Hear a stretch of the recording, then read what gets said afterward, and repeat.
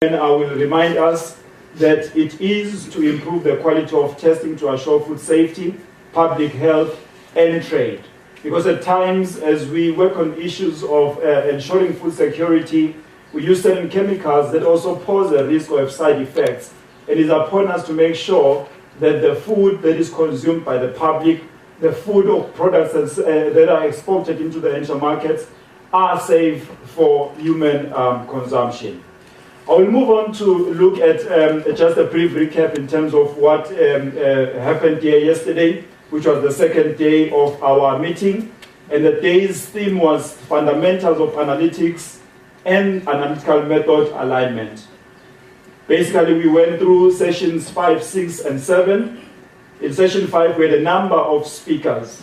And the subtopic there was how to ensure good and sustained analytical methods performance. And some of the resonating or key points which were mentioned during these submissions or presentations, the first one was that methods should be validated. We were told when they should be validated, how they are validated, and actually even why they are validated. We also learned that sample preparation is important for effective analyte determination or detection. We were told about the importance of PT and CRMs towards ensuring accuracy of test data, which is very important for matters of product alerts or even product recalls. It's very important that we generate credible analytical data to ensure that if indeed any alerts or recalls are effected, they are credible, because it also touches on issues of finances, it touches on images of the organizations whose products are recalled or who have actually identified some contaminants on some of those products. We looked at the importance of measurement traceability through the use of standards, identification of challenges before consequences. We all know the old age saying, prevention is better than cure. We looked at verification versus validation, and also a bit was shared in terms of validation categories depending on the metrics that is being looked at. The importance of representative sampling, resource constraints was also touched upon. It was also stated that test results that can be obtained are as good as the sampling protocol or how the samples have been taken. If the sampling was not up to scratch, you can rest assured that the results or test results thereof will be meaningless. Challenges in collection of regulatory samples was touched upon, and lastly, in the session number 5, we looked at technological advancement in testing of mycotoxins. We also had sessions 6 and 7, whereby we had again a number of speakers who came and shared in terms of their presentations. One of the presentations looked at an outline in terms of ISO 7025 accreditation, challenges that were experienced and lessons learned.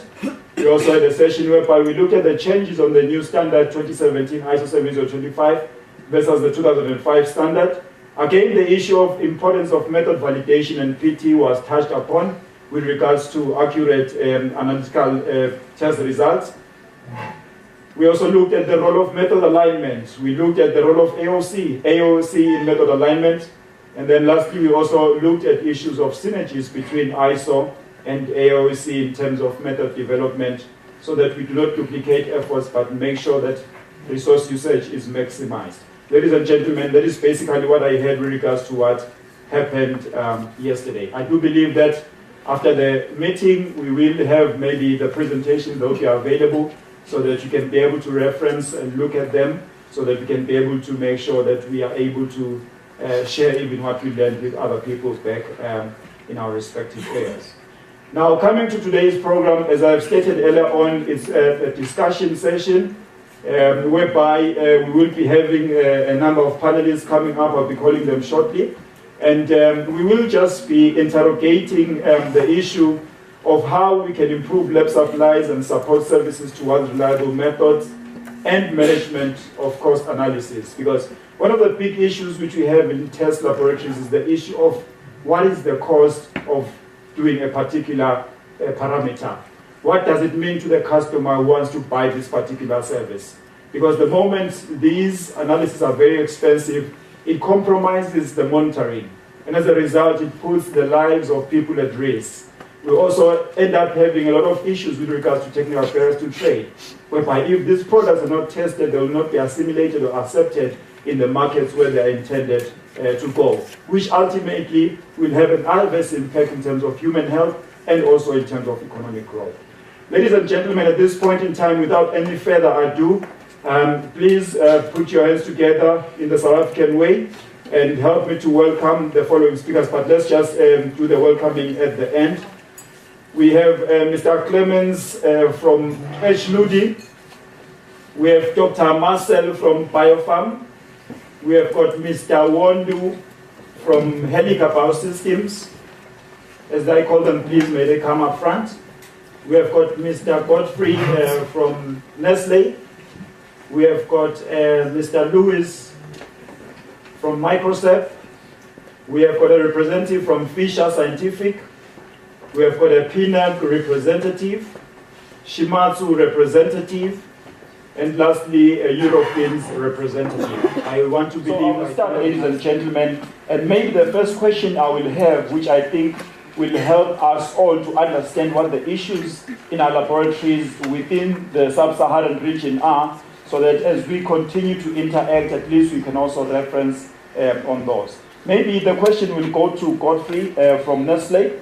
And the question I have is, what are the key challenges, according to your knowledge, that are faced by laboratories within the Sub-Saharan region?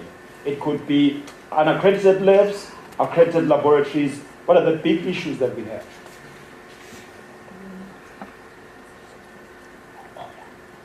Thank you.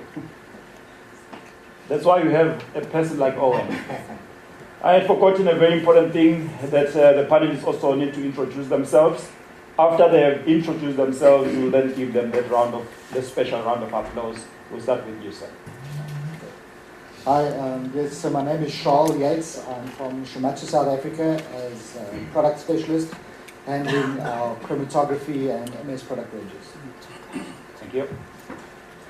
My name is Godfrey Masweta from Nestle, working at the Nestle Quality Assurance Center, based here in Johannesburg. We are responsible for nutritional and microbiological analysis. Thank you. I'm Kasia Rasmus from SciCorp Laboratories. We are a distributor for Eurofins and a testing facility based in Pietermaritzburg. My name is Lars from Eurofins.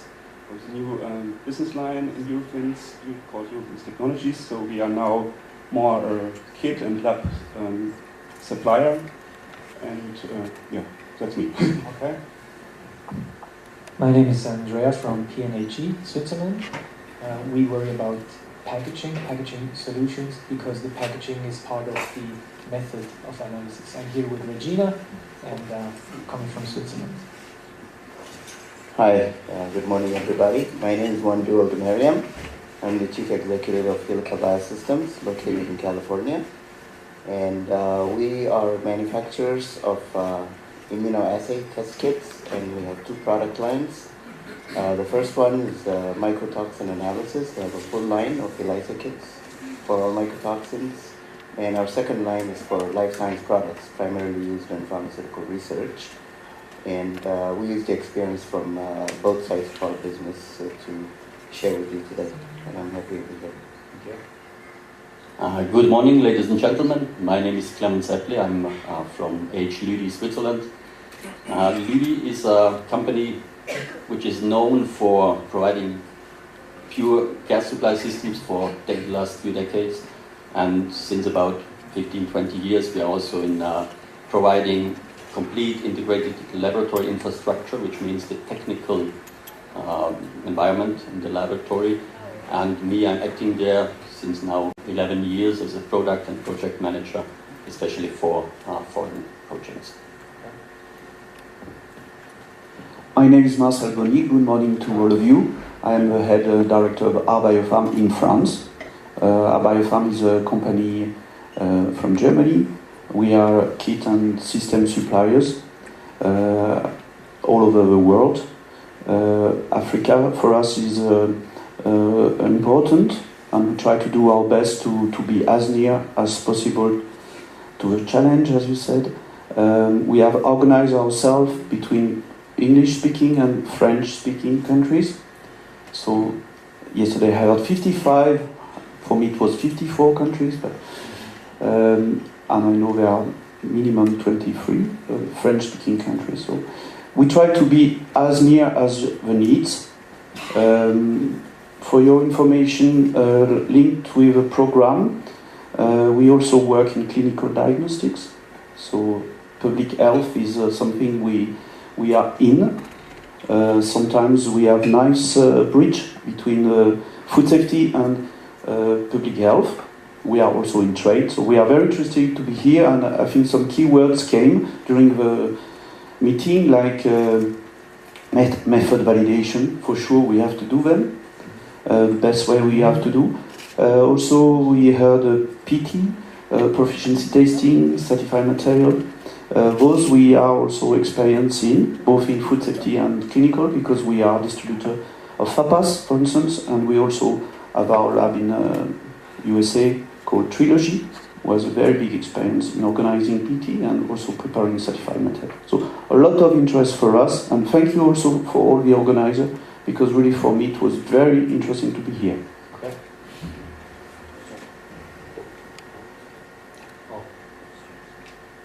Good morning, Louis van Heesten from Microset.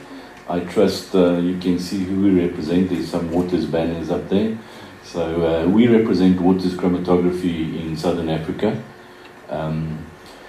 Yes, the industries, our product marketing is per industry, and I will not spend too much time on all of that. We do liquid chromatography, mass spectrometry. Vicam for mycotoxin is one of our big product lines in Africa. I think our focus here, which I really appreciate the AOAC inviting us and to have this panel discussion, is that we have to sell solutions and not just the products, and especially in the food safety. It's one of our passions, and personally a passion of mine as well. So I'm looking forward to having some discussions. Thanks. All right, thank you very much. We're going back to Godfrey, and basically it's the same question that I posed earlier on with regards to challenges that laboratories within the region are faced with. Yeah, which beyond that. Essentially, there are two things that we cannot avoid in life. That is death and taxes. The third one is middlemen or intermediaries. So it is quite important to understand that the cost of consumables, materials that we need to produce the results that we need to produce remains an important driver in our businesses. So the element of a middleman also remains an important one in terms of the cost that gets escalated. I can just give you an example that sometimes within Nestle we've got globally negotiated discounts for certain materials. But by the time that product arrives at OR Tambo, the costs have escalated. So we don't see those benefits that are coming from a globally negotiated discount. So the positioning of a middleman, the conflicting interest remains an important aspect that we need to discuss to see how can we make sure that whenever we've got global discounts, they trickle down to those concerned in the market. Okay. Yeah, thank you for that one. And maybe how about from a technical perspective?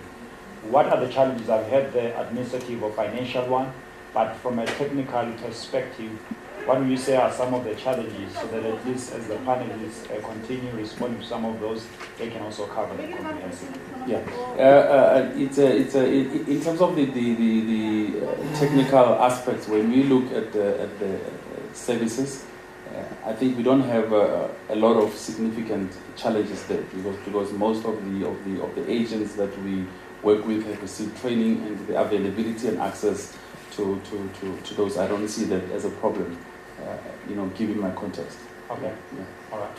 Thank you for that one. And maybe I can ask Arbatham, with regards to maybe, for an example, this meta which Godfrey has talked about. What would you say as the organization, what customer-centric programs or initiatives are there in place to make sure, or to help these laboratories to be able to manage their cost of analysis in a better way? Yeah, I think speaking of challenge, I think we should listen to also the industry. Somebody said, when can we meet with the industry? And I think it's for me very important to have a close relation with stakeholder industry, because finally they are the ones who play an important role, you know. I think we also heard during the meeting that sometimes you train somebody and then this person become very qualified and very unique and then goes to a red box, you know, company. Yeah. I like it, but yeah, I think it's a concern for us because we spend quite much time to train the people, and we just want to have a consistency and continuity in all the things we install. So for us, for instance, when we install a machine or a technique, we want it to start of the story, and we cannot depend on one person, you know. So we need commitment from the organization, from the lab, to make sure it continues. We don't like to work, sell a kit or a machine and bye-bye. Okay. We want to start a story with a company, but more important, with the people. Okay. And I think training is never finished. And it's, for us, it's very important to, install a rhythmus in the relation. Okay. All right. If maybe I can make a follow-up question on that. Does the organization conduct customer satisfaction surveys or get feedback from customers? Yes. Well, as I said, we try really to use all means to have this dialogue. We visit. We try to visit all the labs. We also try to use all the technique, web conference and the new system. We try to pass information, selected information, and we are looking for opportunities like today to meet. Yeah. I stress again the point that maybe AOAC subtropical section should also organize an event where there is more industry labs present. I don't say they are not here, but we are looking to be going to the users, the end user, of the method. All right. Maybe to your things. You'll pardon me, maybe I'm not very well versed with the whole business of the organization. But am I correct to say that you do offer laboratory services? Yes. All right.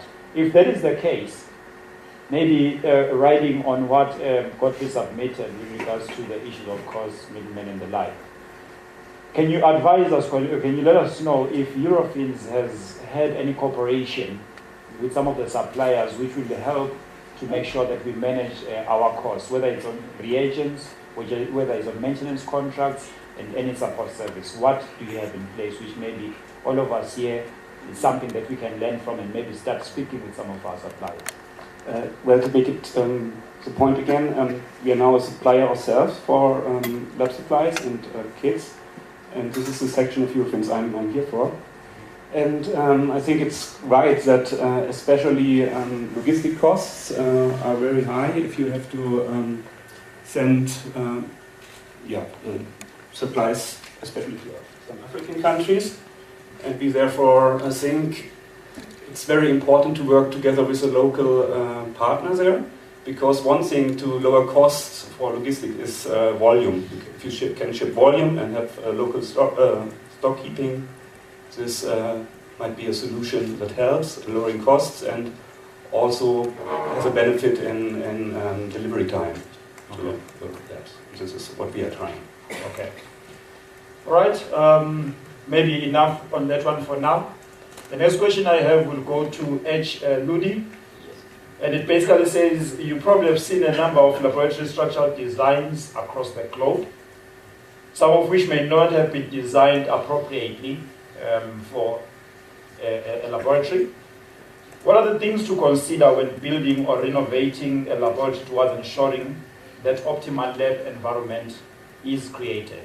Because oftentimes, if we are using some space for a laboratory, but it's got structural defects, which means that it was not designed to be a laboratory, you tend to find that we now and again have issues in terms of contamination and stuff like that, which again will have an impact in terms of the costs of conducting analysis and even at times even the credibility of those results. So what is it that you have seen across the globe, and what would you suggest should be considered when renovating or actually designing a laboratory from scratch? Thank you for the word. This has been many questions and good questions. And for the first one, yes, we have seen many buildings which should have not been built this way for a laboratory. Maybe when I'm a little bit exotic guy in this round here, as I see, because we are providing the general infrastructure. That means we supply all the technical infrastructure to the building, to the lab, to enable to operate the lab. Okay. And the initial situation, when we talk about building laboratories and buildings, so they are highly specified,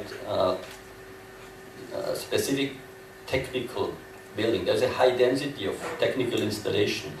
There's also numerous regulations about safety, about workspace, about whatever.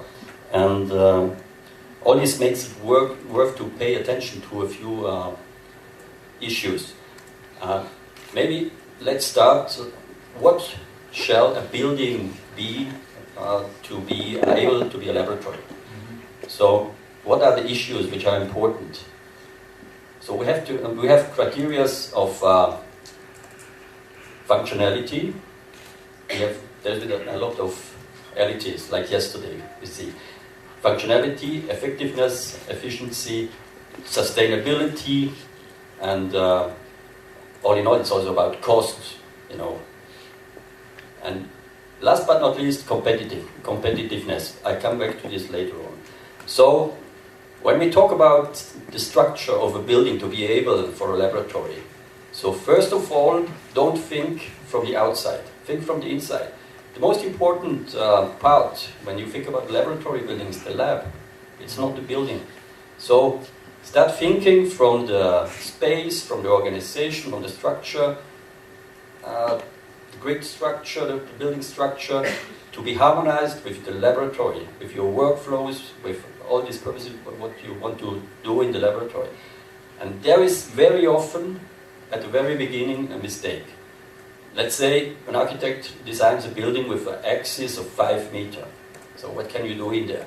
And normally, laboratory axis is about 3 to 3.6 to maybe 4 meters. That means you can put 2 rows of table and you have an aisle in between to walk. I think Owen knows exactly what I'm talking about.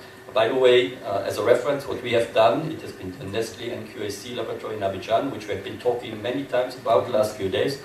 And this has exactly been such a case.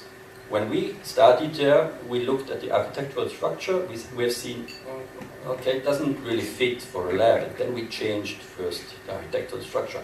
We have been in a lucky situation that we had somebody there who listened to this.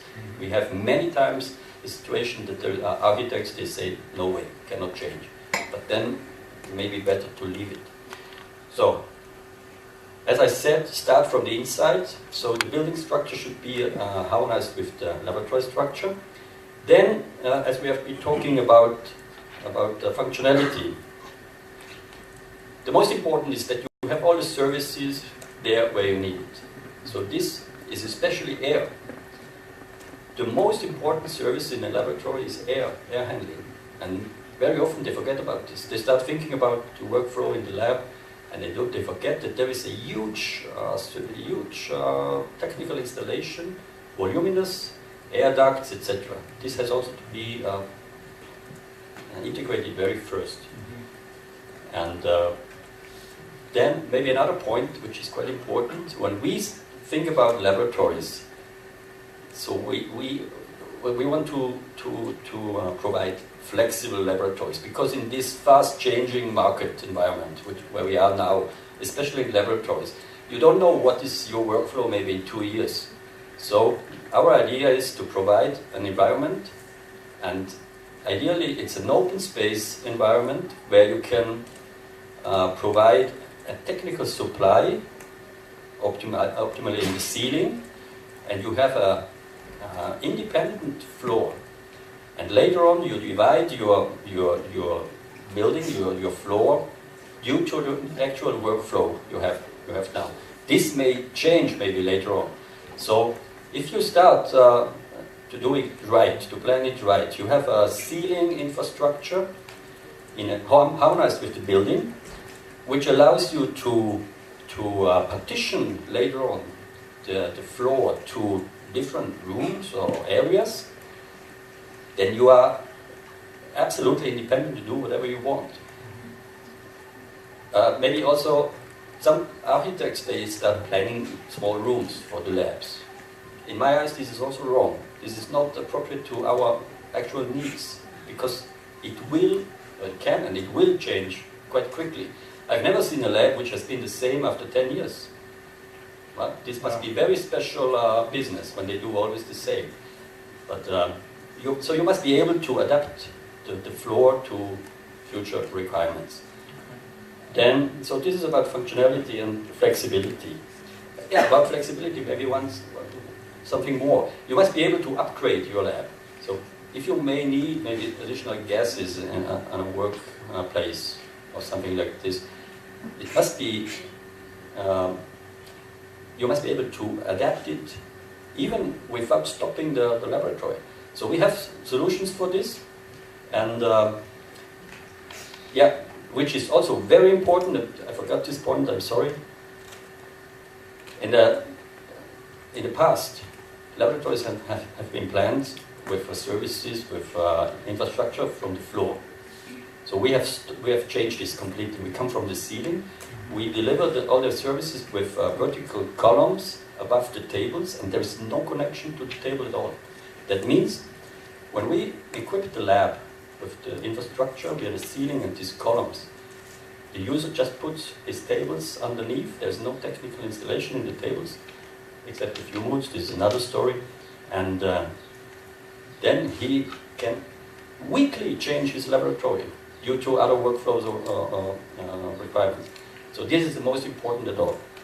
And yeah, but this would maybe take too long, because there are a few more issues I would like to mention, but maybe I get the word later on. Okay. But now I think it's also time to get the others. All right. Yeah, thank you very much. I think we have reflected as we are speaking on our laboratories and what is it that we can still fix and make sure that it's right. But I think the important point you are putting is the fact that the horse should be before the cart, ideally. Develop your processes before the lab is actually developed, to avoid you trying to fit in maybe a square peg in a round hole, because that might be a bit of a challenge. Yeah, exactly. Yeah. You want to add? Yes, just to say, Clement, you are not so exotic, because I think the environment of the lab is very important. You spoke of air, for instance, and for instance, we didn't speak too much about allergens, but try to analyze gluten or whatever allergen in a lab where there is not a control, at least a few good, you will get everything positive. We can also speak of PCR, where you need some partition, not so much. But so I think environmental lab is the core, very important. But you also didn't speak of environmental issues, where it's a big deal in Europe or everywhere, and I think it will be also in Africa. So you should also consider, what do you do with everything, environmentally speaking. Okay. Maybe you have to say something. Yeah.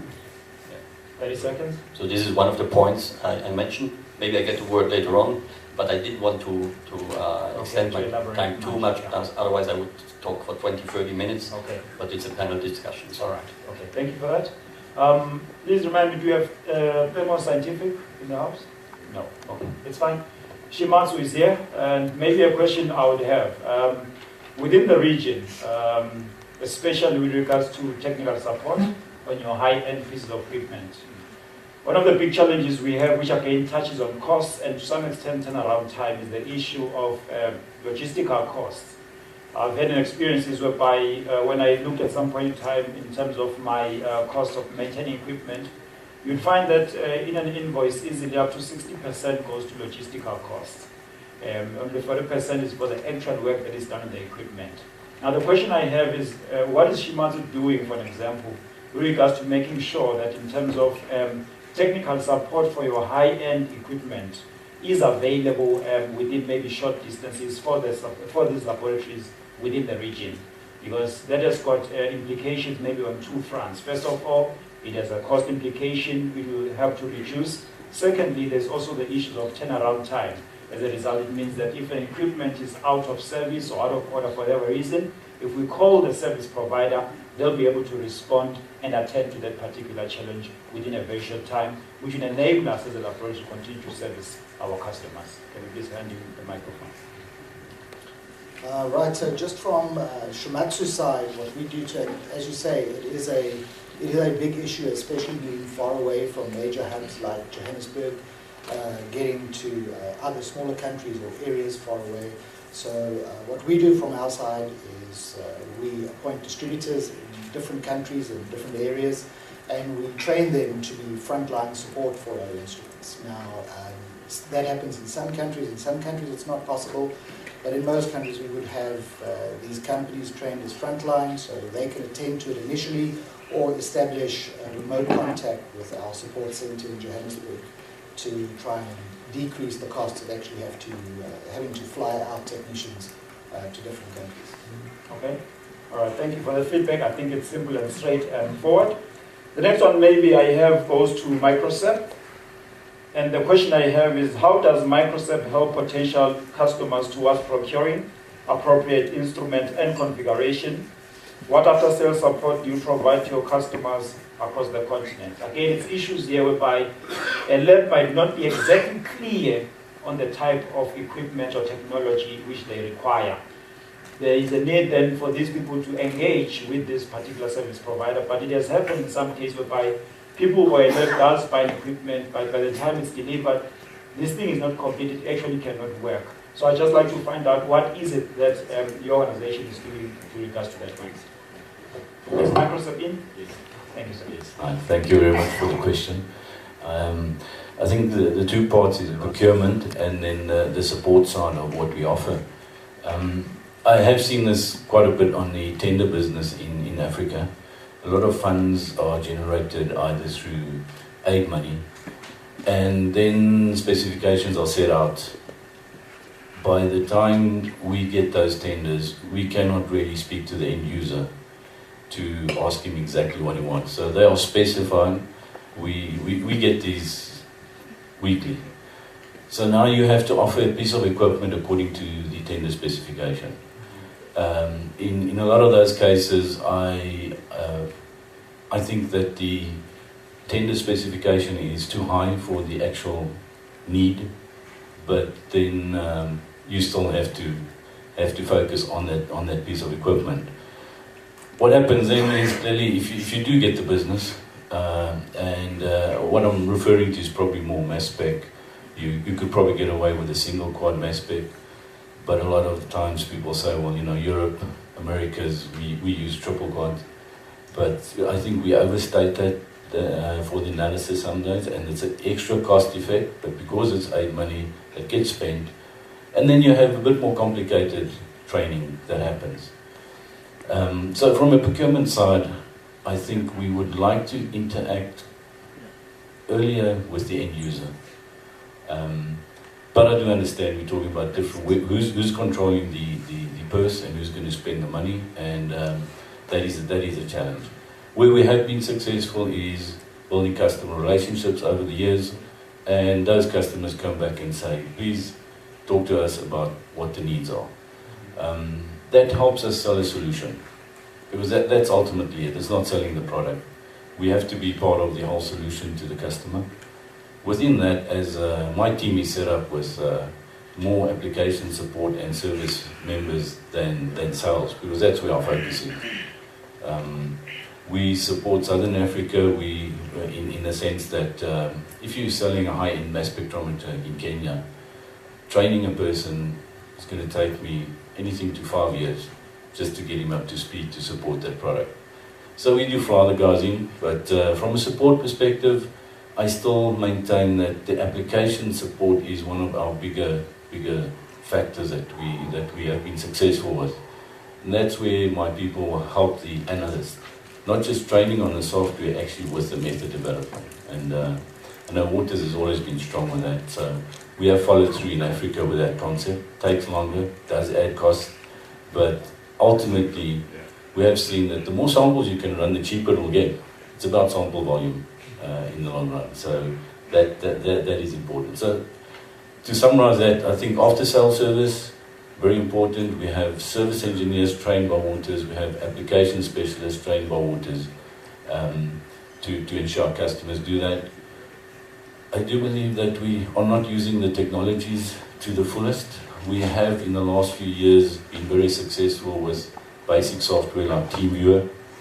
So we will dial into a mass spec in Mauritius, Kenya, wherever, before we just put somebody on a plane, to make sure is it what the problem extent is, and can we solve this via frontline maintenance, or is it really that serious to go in? And I think what we also need to look into in Africa is maintenance service level agreements. This is probably one of the biggest problems. There's money to buy the equipment, but not the service level agreement. Because that really helps uptime on the equipment. If you interact yearly or after X amount of samples with the equipment, we know that that system will be running for most of the year. Okay. I hope I answered most of that. Thank you. Thank you very much. If I may add just on basically what you've also touched on, I think the issue of enhancing or improving our customer interface or potential customer interface can also help us a great deal with regards to resolving those matters. What I've seen is that the suppliers that are more visible on the face of the customers, they tend to have a good working relationship. They tend to have a good understanding in terms of the products and services that are offered by the supplier, compared to a supplier who would only maybe speak over the phone or just see the stuff on the internet. So I think maybe as a whole, if we can also do those improvements, it can actually help us. I'm happy that Steve said yesterday when he talked about the alignment of 17025 with the 9001 framework. I mean, he talked about that the clauses are now going to be more or less the same at the beginning. And one of the clauses that are there in the ISO 9001 standard is the issue of stakeholders involving suppliers. And it has to be clear how we are engaging with those people, what do they want from us and what we want from them. Because a quality management system is as good as the support service that it enjoys from the suppliers. Maybe coming to PNAG, the question I'd have is, what solutions do you have for easy and cost-effective transportation of samples? Thank you for the question. We are talking a lot about the importance of building standards that are needed to have reliable results. When it comes to the containers, for example, to have the analytical samples transported to the lab, from the field to the lab, from wherever to the lab, it seems that there is a huge creativity. So there could be a contest and award of creativity when it comes to the containers. From the grandmother's glass jar to the used McDonald's paper bag to any sort of standardized, sterile, high-tech container, anything is seen in the marketplace.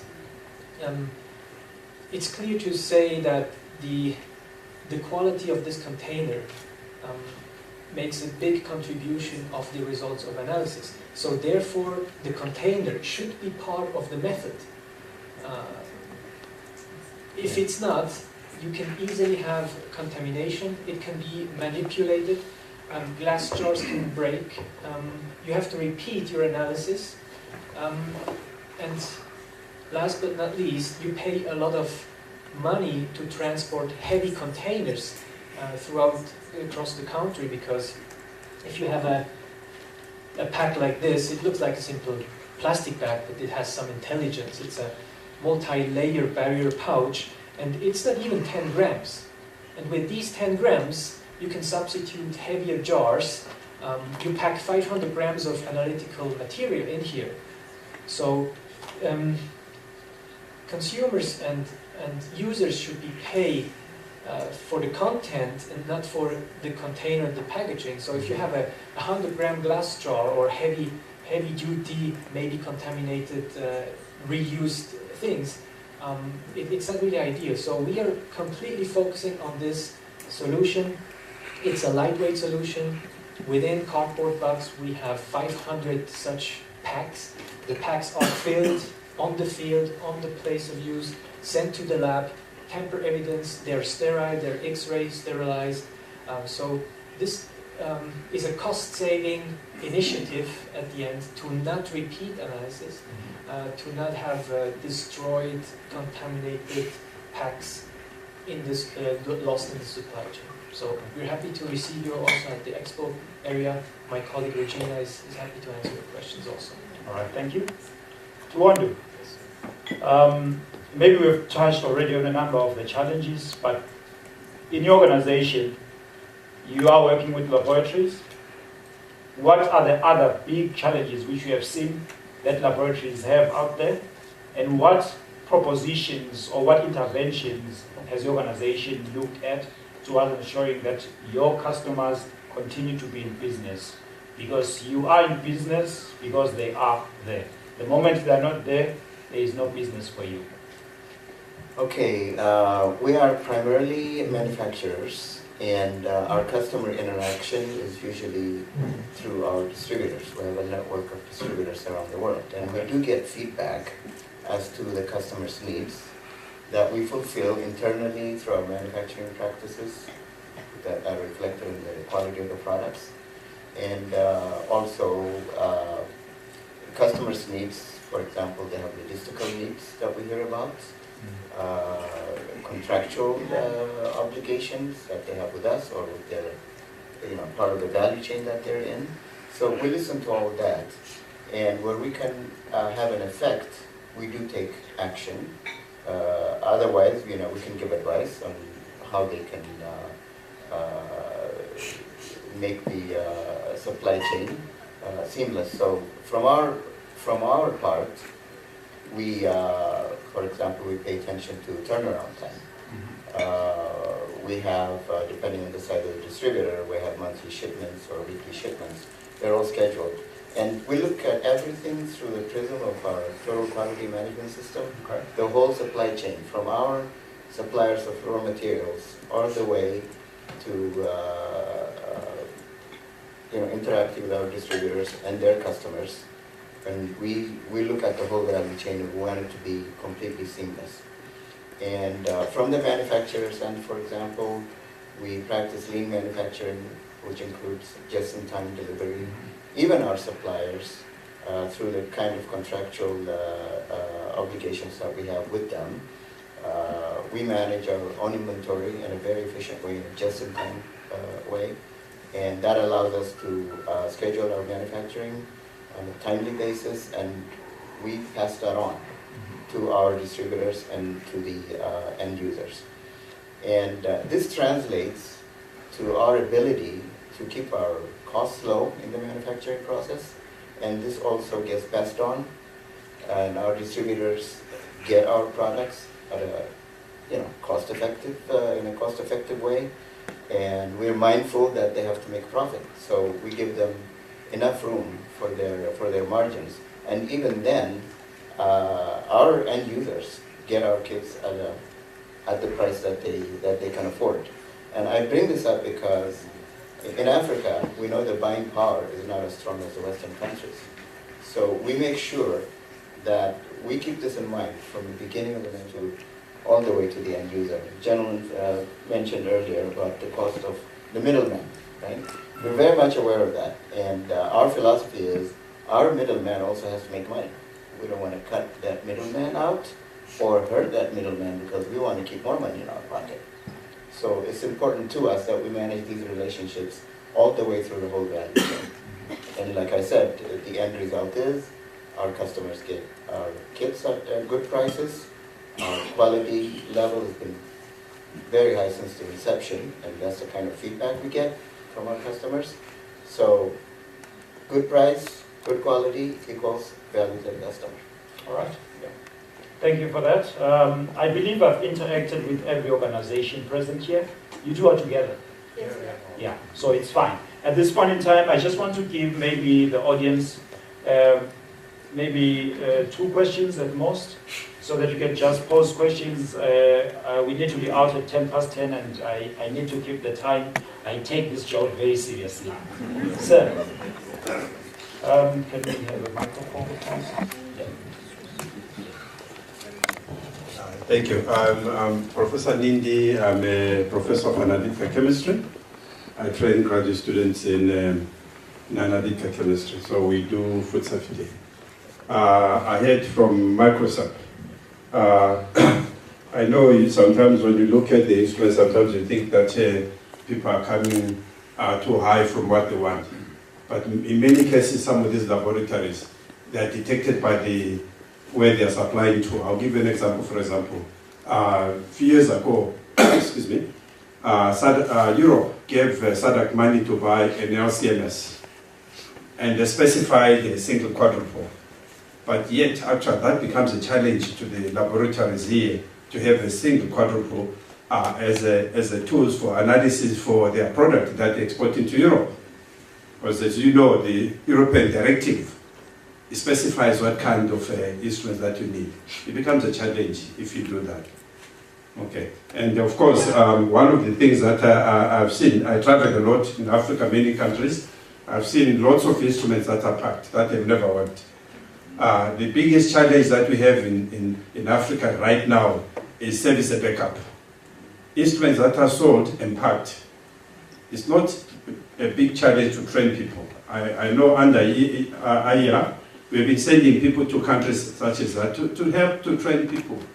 But it's the relationship, the supplier, the middleman, and end user. I think ethically, as a supplier, you need to know who is the end user. I'll give you an example. There's an instrument in Cameroon. It was supposed to be a complete HPLC. Only the auto-sampler was delivered. I mean, as a supplier, why would you want an auto-sample to be delivered when there's no pump, there's no detector? It is wrong. Thank you. All right, thank you. Yeah, you can respond to that. Yeah. Thank you, Professor. From the applicability of the equipment, I think what we also look at is the university environment versus contract laboratories. And that does dictate what type of equipment you're going to try and put down there. But I do take the point that sometimes we need a higher level, but it does also works the other way around. Non-use of equipment is something that we discussed a few years back. From Waters, they actually had a presentation, and this is a worldwide problem, the non-use. The bigger problem in Africa is that equipment gets delivered and never installed. I do have one of those examples, and the company had enough money to buy a mass spec. We're talking 15 years back, but they never budgeted to upgrade the lab. We could not install the equipment, and they never got the money to change the laboratory.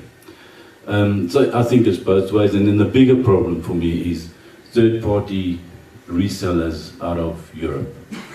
That I've seen where they do the entire tender, they buy a piece of equipment, in our case a Waters piece of equipment, ship it to Mauritius, mass spec, and included is 2 days of training, end of it. And that is another problem that we deal with. Thank you. All right. The match commissioner has said we do have an additional 5 minutes. Those of us who watch soccer, we know there's always that extra few minutes for injuries. So we do have enough time to take a few more questions. I'll start with the lady here, then we'll go to you, sir. Good morning, I'm Denise Olivier. I've seen in many instances that instruments are installed, the 2 days training is over, and then you just find that the instrument breaks down, and then the company in many instances wants to say it's a supplier's fault. What I've seen is that the person who is supposed to operate that equipment is not fully trained, number one, and that there is no kind of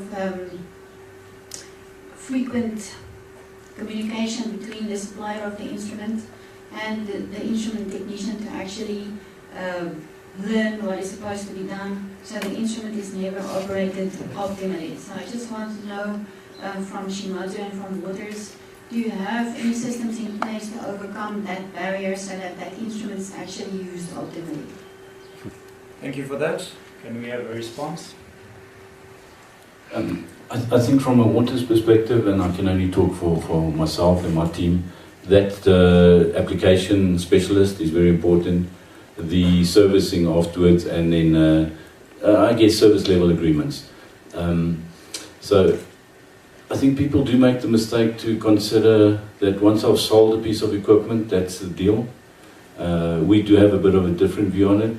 Any one of these pieces of equipment, well, some of our HPLCs in the market are 20 years plus, and they are still performing according to pharmaceutical regulations, and we can still service them. So I think that probably does differ from supplier to supplier. Your warranty period is something that we are passionate about, especially month 13, because that's always when the equipment breaks, because then we can make more money. So month 13 is something that we jokingly talk about, but we try and help the customer on that, because that is always the edge of when a system needs some intervention. I hope that answers the question from water side. Thanks. All right. So, yeah, from Shimadzu's side, we've obviously also seen that before. One of the main problems we have during the training is that the information supplied, especially if the user is not an expert user to begin with, that the information is too much to handle over a short period, so over 2 days or 3 days. So to address that, what we've done is we scatter our training over a period, splitting it by 1 or 2 months apart. So over the first year, or after the first year, during the first year of installation, there are several training sessions, 1 or 2 days, a few months apart all the time, to try and address that. But I would agree with Louis that yes, application support is a major part of Shimadzu's approach to it as well. All right, thank you for the response. We have another question. Lisa? Thank you. I'd just like to support the suppliers. I work for donor agencies.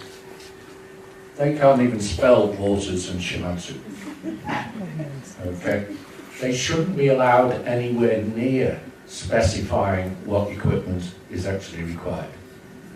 Very often as well, I find that like the laboratories themselves, yes, they do try and follow the European model.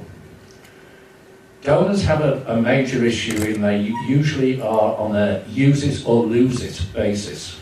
They've got a budget and they've got to explain to their donors what they've spent on, and it has to have been spent by, let's say, December. I'm going on 3 assignments which have to be done in December. The money was given last year. There's equipment I see in containers which hasn't been used. It's criminal. It really is. And I would have made a fortune if I'd have gone into business as a consultant making plastic covers for pieces of equipment that I see lying around in laboratories. It is. You need to be involved. I'm fully supportive, and I constantly tell donors, it's got to be a turnkey project. You can't just deliver a piece of equipment. I've seen equipment delivered without a computer or a printer. And you can't buy that computer or printer because there is no money. You can't buy the chemicals. You can't buy the CRMs. You can't even buy solvents. People don't understand the complexities of what's going on, and you do need to be involved at a much earlier stage.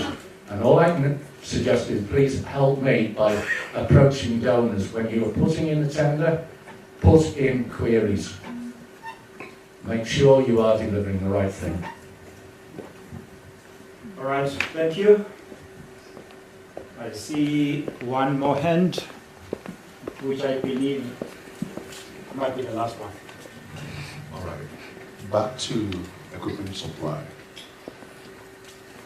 Most often, if it's a donor supported purchase or tender, it might be that we need an HPLC. You tender for it, but then you tender up to supply.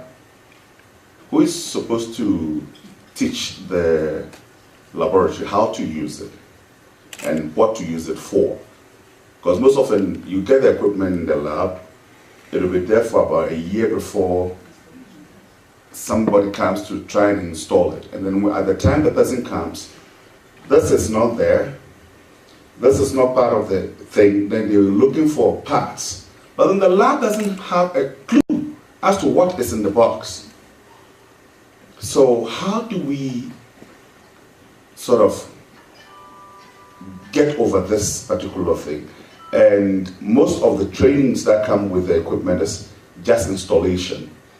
And then within the installation period, the person coming to do the installation has another assignment within a different country. He lands this morning, tries to fix it up, he says, I have another appointment. He leaves the equipment and he's gone. Writes certain things and you never see the person again. So how do we go about? I have equipment in my lab. It just came in a box. I know what the equipment is. There's no computer to run it. There's nothing to run. I'll open it. It's been there for almost 1.5 years. I'll open it, I can install it, but then I don't have a computer to hook it up with, to let it run. In that respect, what do we do? And how do you help us? Because you tender for the equipment to supply it. Thank you. All right. I'll just a quick one on that is, I think we need to get back to the ethical business of quoting and delivering. There's a price discrepancy on that, and we see that every time. But once again, I can only speak for myself and my team.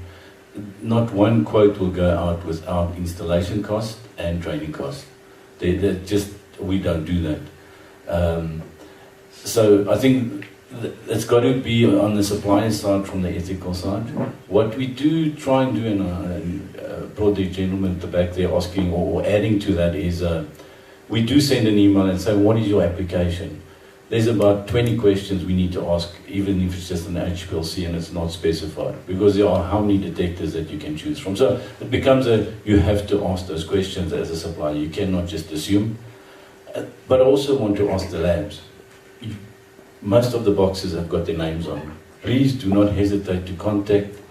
If I'm not responding, you contact Waters. I guarantee you within less than 24 hours, I've got an email from the from some company there, or from I'll call him my big boss in America, Mark Carudis, and he will be sending me an email and asking me why is this not being sorted.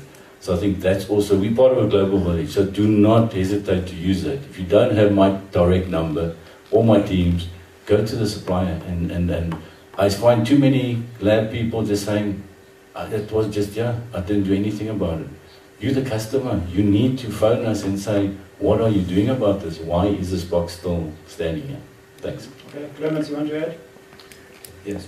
Just to say that you said, how can you help us? And maybe we return the question by saying, indeed, considering an equipment, there is a start, but there is never a finish. And you install an equipment, and then you really have to integrate the need for maintenance.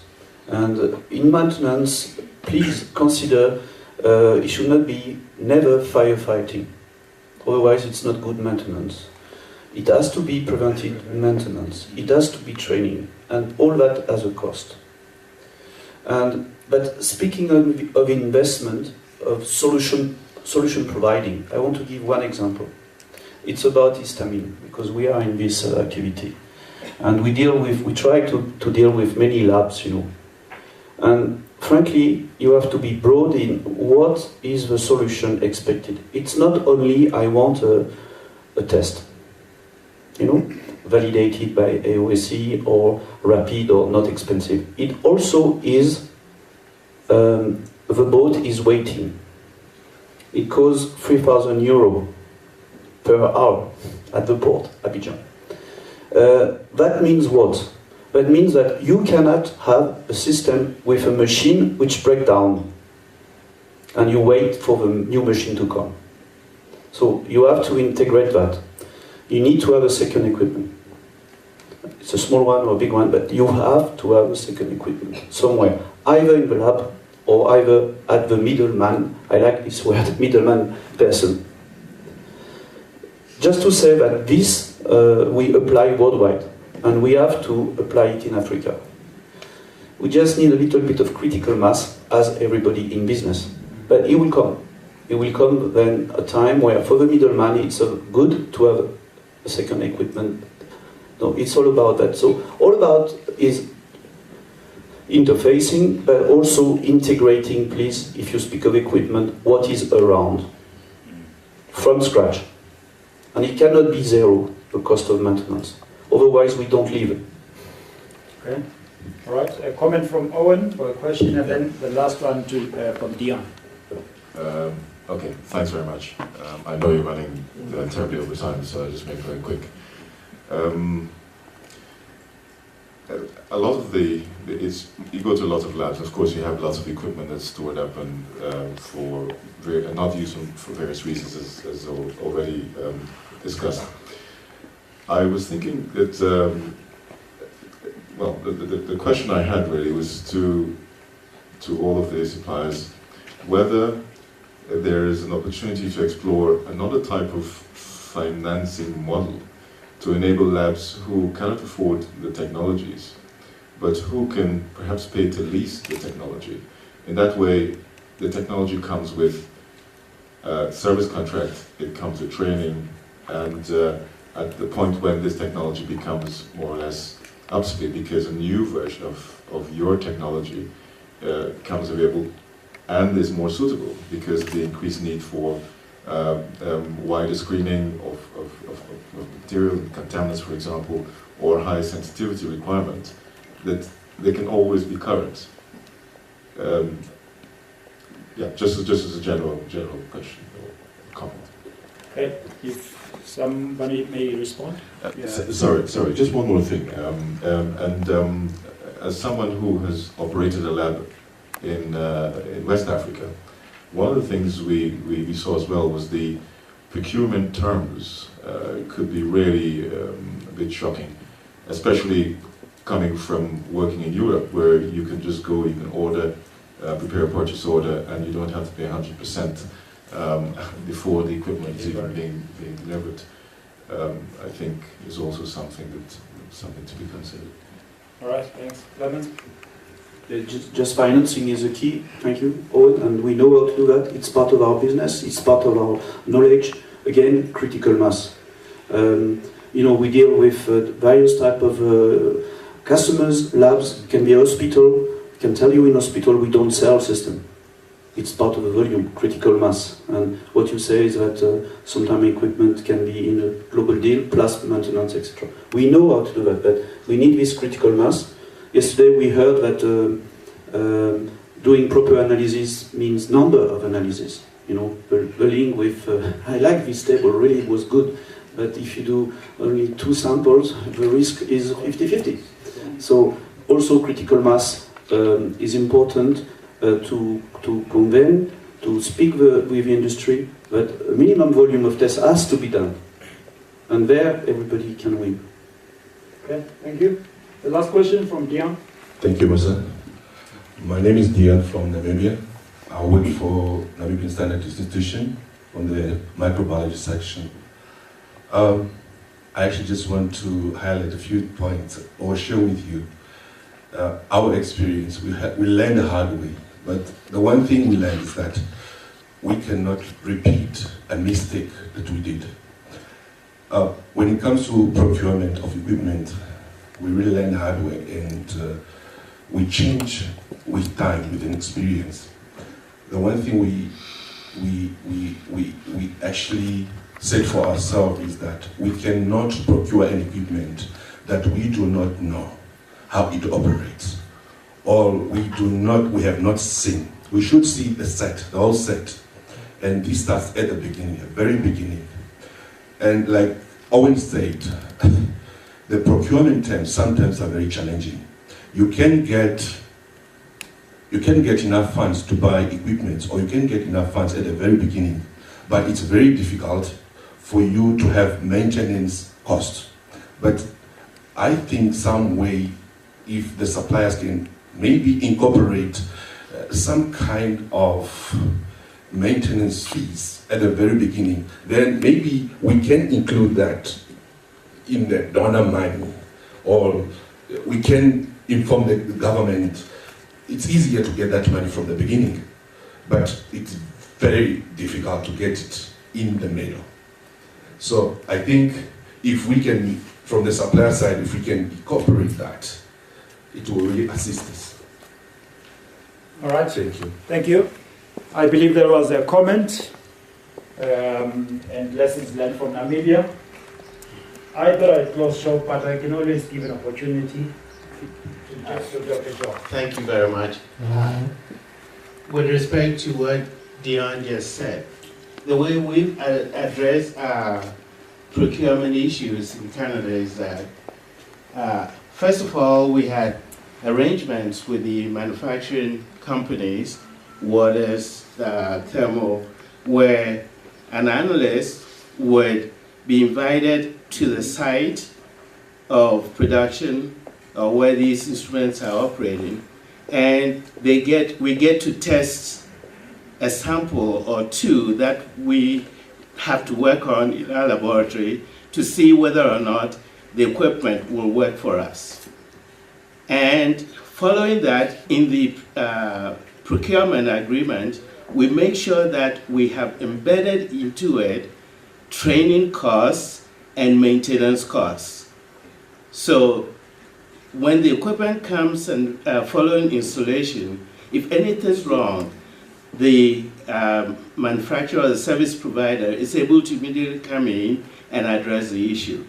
So you have to do your homework before you put in an application for procurement. If all you want to see is the equipment on your site, unfortunately, it doesn't work like that, especially if you're a routine lab that's going to rely actively on the use and operation of that equipment. So take that into consideration when you're doing procurement,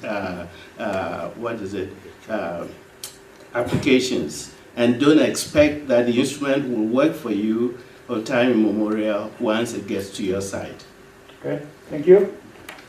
That basically, ladies and gentlemen, brings us to the close of this session in terms of the panel discussion. And I think the last part with regards to equipment procurement, which doesn't work or is incomplete, basically the closing submissions we are receiving is that it is a responsibility on both the lab and actually be on the part of the supplier to make sure that we agree exactly what we want, so that eventually when it's delivered, it's stuff that will work and stuff that will deliver. It's an equipment that will be able to maintain and run throughout its life cycle. Ladies and gentlemen, I want to thank the panelists for their engagement this morning, and I believe the audience was also very active. Let us put our hands together for a wonderful session. You may now take your seats. Thank you very much. I am George Oklabon. I am a senior lecturer at the University of Nairobi, the Department of Food Science, Nutrition and Technology. And I have the pleasure to chair this session.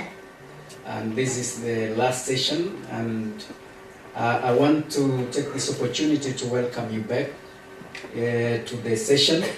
And now, without taking much time, I will invite the first presenter, and that is Geoffrey Morira. Geoffrey, you know him. He was here chairing a session yesterday. He's going to present on the challenges and way forward in the context of testing traditional foods in Africa. So, Geoffrey, please welcome to the podium.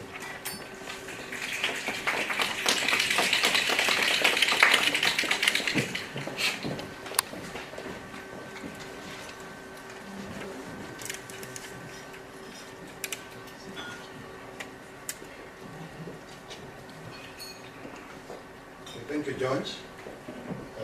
As you've been told, my name is Geoffrey Morira. I'm the head of testing services, Kenya Bureau of Standards.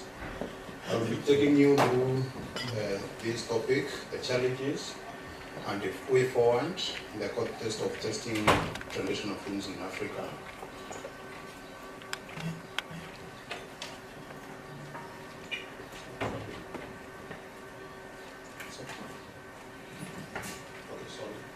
So these are the topics that I'll look at the definitions of terms and some brief background, challenges with the front-end change, challenges of the value and the supply chains, adoption and transformation challenges, analytical measurement challenges, then I will briefly touch on the way forward and then conclude.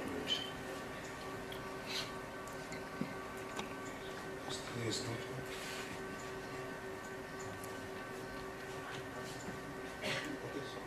okay. On the definition, I would like to say that there is no single way to define traditional food, since they assume different forms, different meanings. They take different forms, different meanings, connotations according to countries or regions where they come from.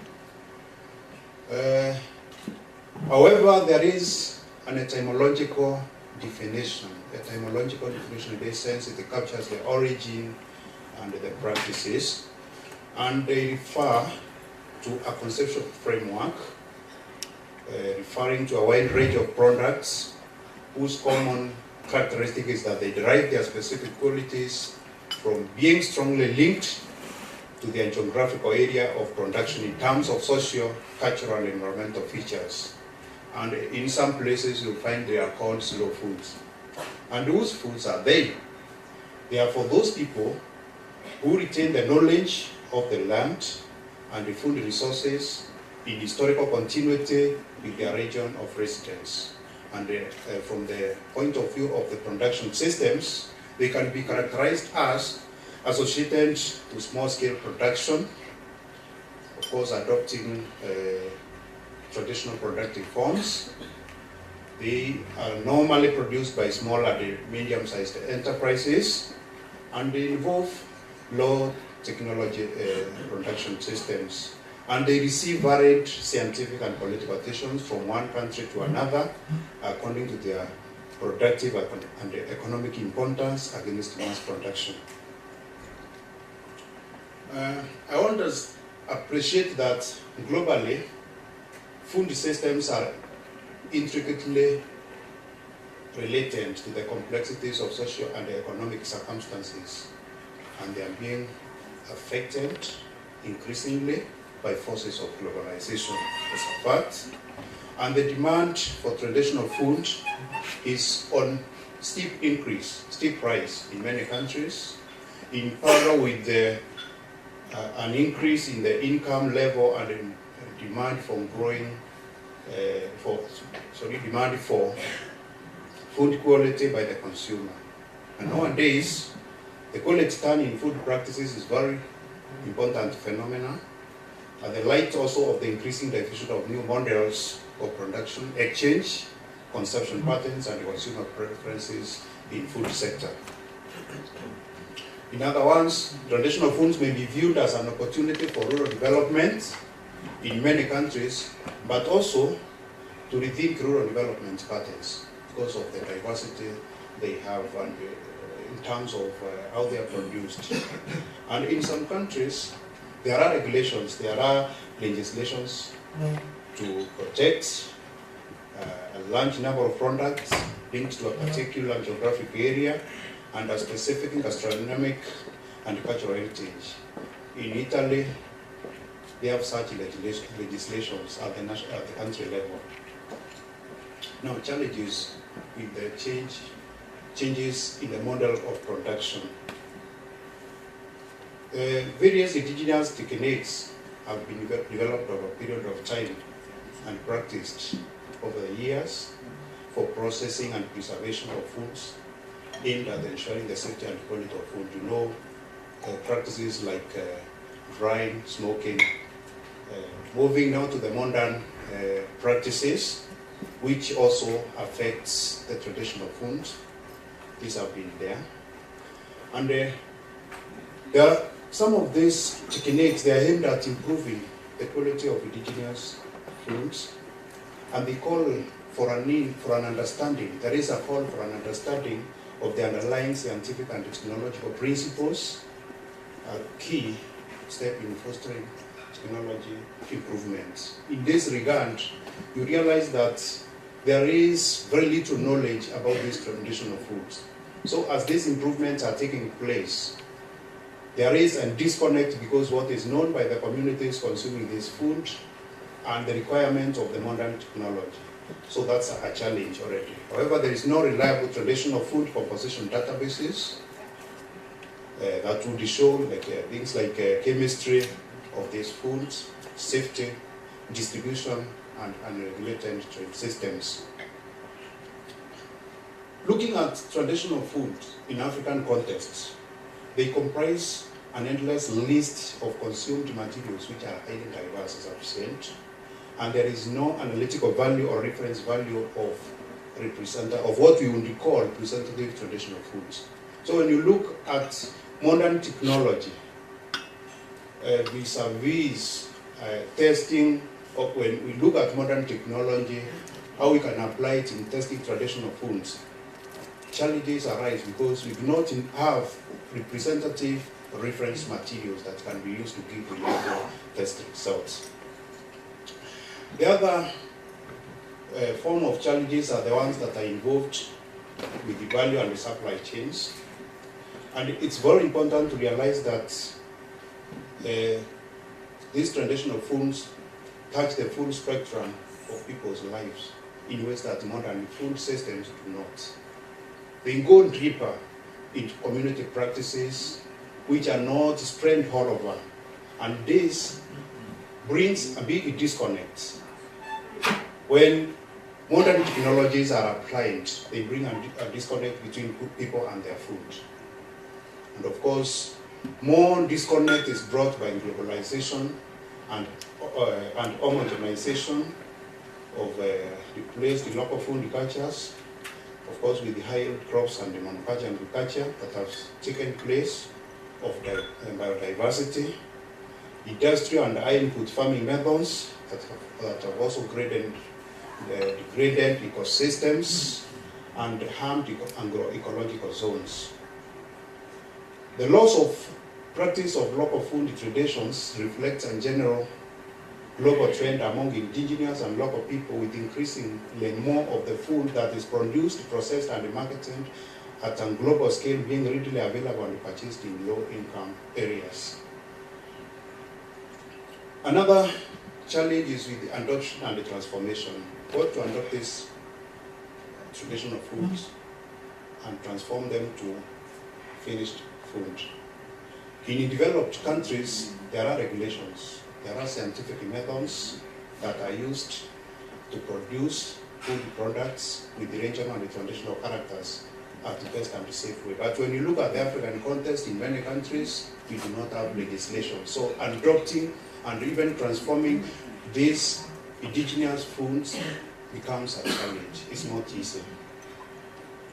And most traditional foods are produced at different requirements, and the food safety, risk management, and risk assessment should be conducted. The question comes, who should do this? There is no good framework for risk assessment, risk management in traditional setups. And many countries are, of course, as I've said, facing inevitable legislative challenges on regulation of the local or traditional food products. There is also lack of structured traditional food control systems. The other challenge is now on testing, analytical or measurement challenges. All over the world, there has been a great growth and, in terms of infrastructure for modern global food distribution systems, which relies mainly on food analysis.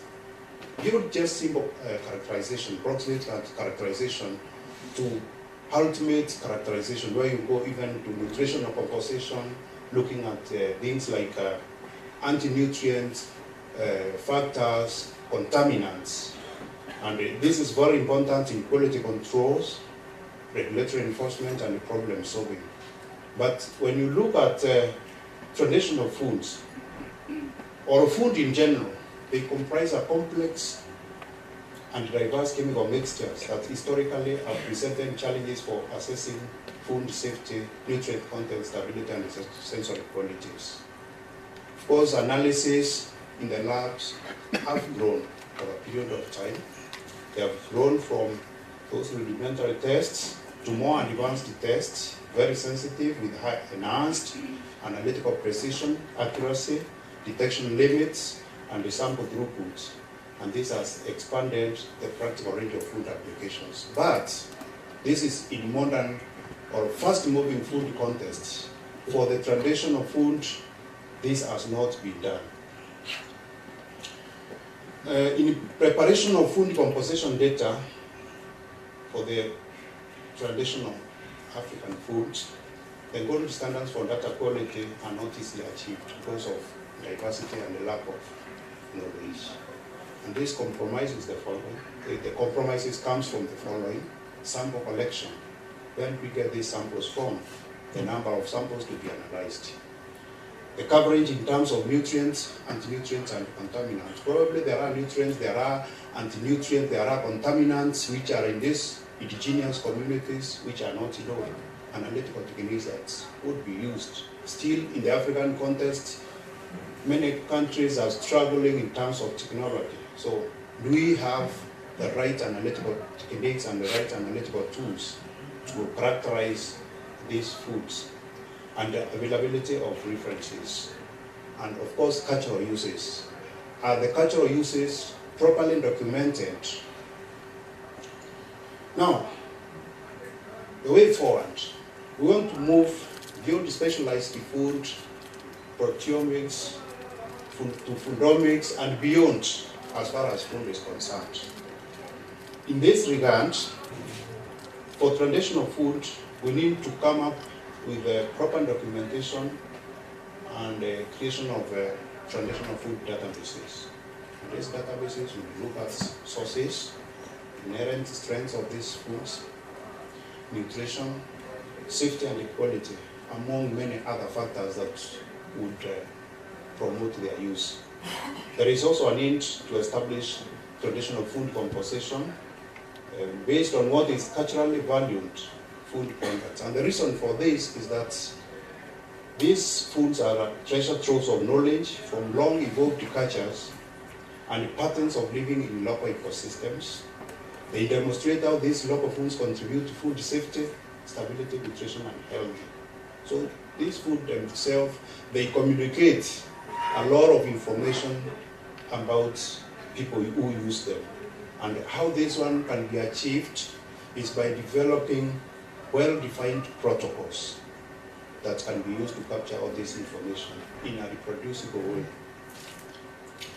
Then there is also a need, as a way forward, to understand the science of traditional foods, build scientific notation, and the food composition data to benefit the community food education. Of course, there is a need to educate people on the component, the aspects, safety aspects, nutritional aspects of these traditional foods, in nutrition education. Of course, also to educate people on local abilities, to understand the healthy benefits of these foods. There is also a need for regional partnership or collaborations in carrying out case studies of various community traditional foods in Africa, because they are very diverse and they are many. What you find in Kenya, in some local setups, you'll not find in Uganda, South Africa, also in a local setups. So there is a lot of partnership that is required in documenting, coming up with information that can help promote use of this food and upgrading them for to industrial or fast food. Regional specific reference ranges for various dietary composition of traditional food to provide invaluable health benefits is needed. This should be based on analytical, of course, nutritional and toxicological studies. For many food, we do not have this data, so there is a need for that. There is a need also, as a way forward, to develop, structure and implement a traditional food system to be driven by, one, the orientation of quality assurance protocols.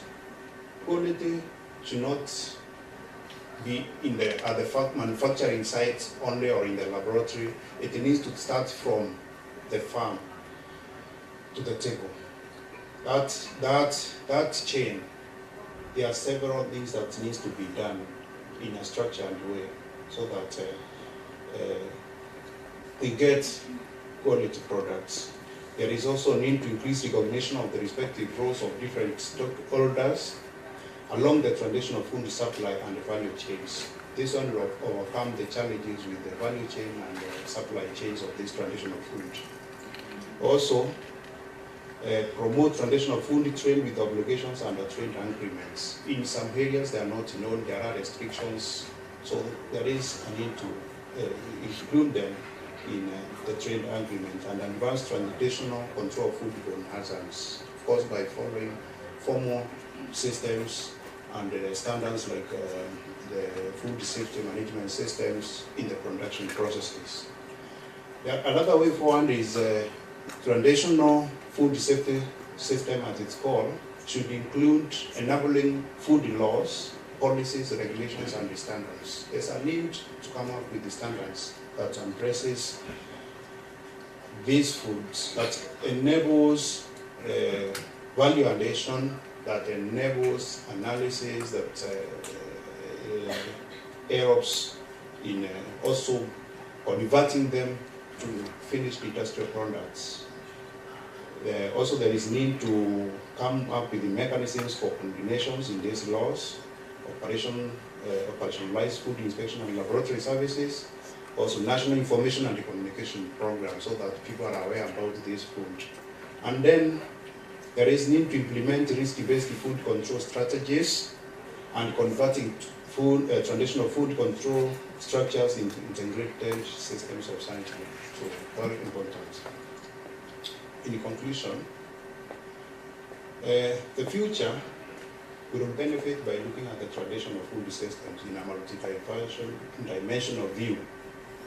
It contributes to the evidence base and the body of knowledge for critically evaluating successes and failures in food systems, and in valuing and conserving the future with the suite of policy instruments that enable the conservation and the sustainable use of genetic resources.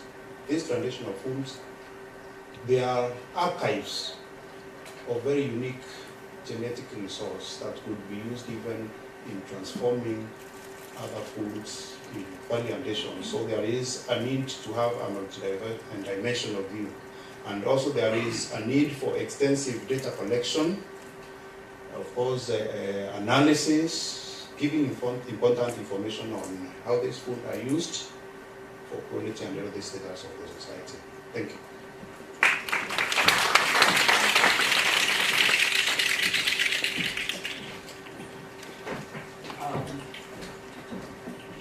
Thank you very much, Geoffrey. I think Geoffrey has created a new word.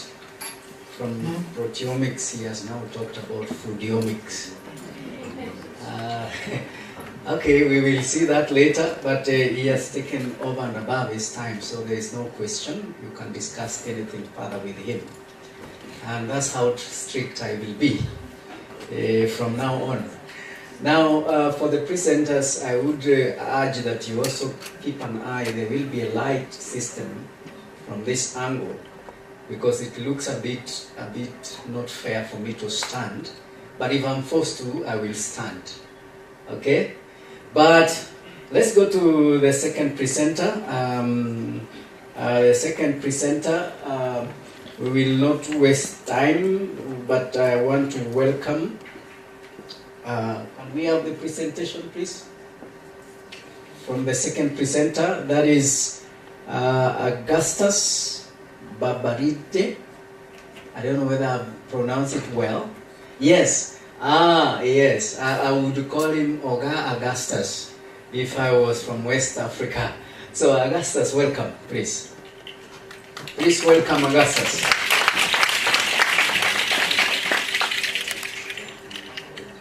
Good afternoon, everybody. Well, I'm speaking on challenges of testing traditional foods in Nigeria. I'll be particular about Nigeria, but at the same time, according to the chair, I don't want to waste time or bore you. So I go straight to the areas that I consider are practical, and that AOAC SSA as a section that will be focused on and will guide us in our plans. Well, we have various levels of traditional food production in Nigeria. You can see it on the screen, so I won't talk much on them, on things that you can read from the screen. But let me just mention, I'm talking about Nigeria now, but I think I can speak to situations in other West African countries, because we have very similar scenarios. So let's go straight to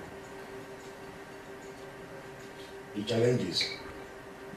One, in Nigeria we have a number of agencies that regulate and control foods.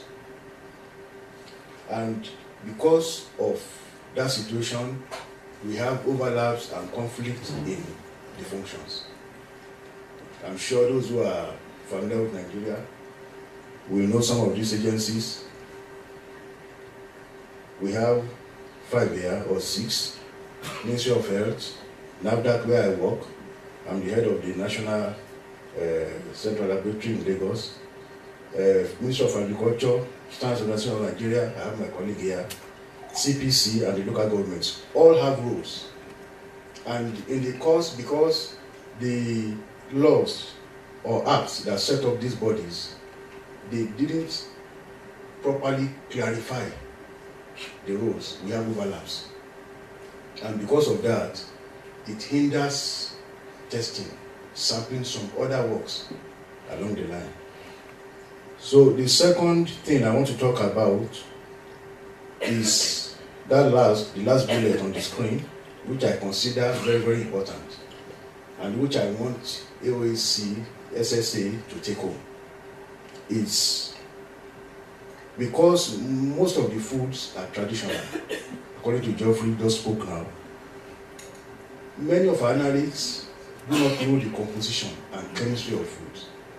And to me, I think that's a key area which I've talked about, both in the office and outside. In my 36 years of living in university and working, I've noticed a trend which increased of recent. And the trend is that many of our graduates, they are becoming lazy. Maybe it's peculiar to Africa or Sub-Saharan or to Nigeria, but they are becoming lazy because of instrumentation. They can do everything on instruments. Some of them don't even know the basic principles again. But the issue is, there is no time that we won't need the basic principles. On the instruments, there comes a time that you need the basic principles of chemistry. So in the first place, we need to know the chemistry of these foods. That's the starting point. And then we need to know how to apply even instruments in analyzing these foods. And then in wet chemistry, of course, we know chemistry comes into play. There was a time, a year, we were working on the HPLC, but we were not getting any peaks. We were following the AOAC method. But AOAC cannot cover every matrix. AOAC does not cover all the indigenous foods in Nigeria and West Africa, just like the last speaker said.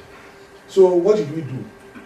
We looked at the product, looked at the ingredients, looked at the chemistry, and we modified the pH, just pH slightly, and we got what we wanted. So that's the issue, and one of the challenges that we're having now, which I think, as I said, is very key. The others, well, let me pick one more or two because of time. The other is concerning sampling. It concerns sampling issues. Because of the several agencies involved in regulating and controlling foods in Nigeria, and because many of these outfits, the farms, they are not registered, we call them non-organized private sector, they are difficult to trace. And many of them are roadside. They are street vendors, small-scale, micro-scale, cottage-scale producers. So it's difficult to really get samples. It's difficult to implement statistical sampling plans. Because along the lines of these manufacturers, producers, they kick. When you're taking samples, they tell you are taking too many samples. Some of them evade sampling. So that's another problem area for us in Nigeria.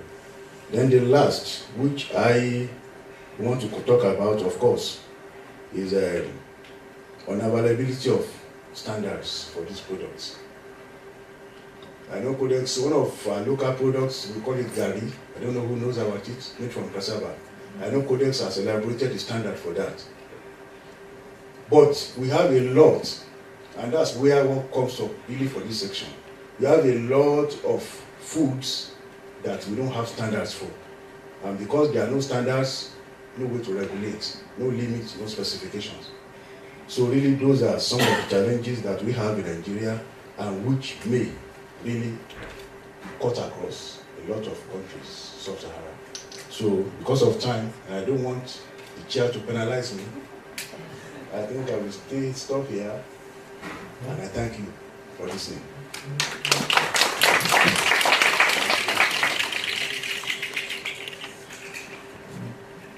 Because we are spared this time, I think it is just fair that we get some questions. We have 1, 2. I don't seem to have an extra mic. I don't know whether Musa, where's Musa? Musa, you went with the mic. Okay. Sorry. Hello, hello, hello. Hello. Mic testing. Mic testing. Chair, you are not taking, you are the one taking out of my time now.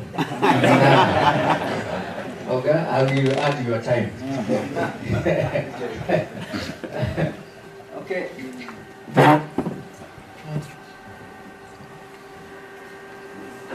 Thank you.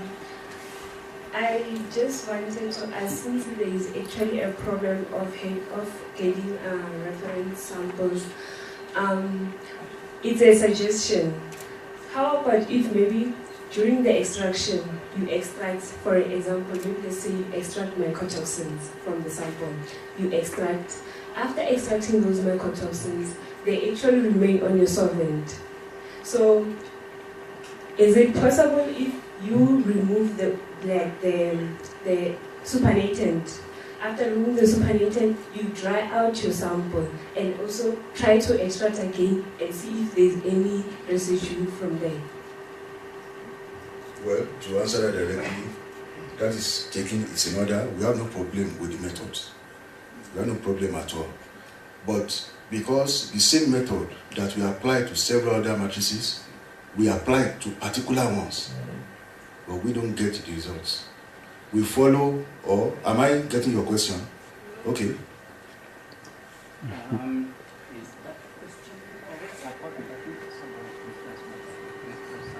Okay, my question is not about the method. Okay. It's about the reference samples. Okay. Since African have indigenous food.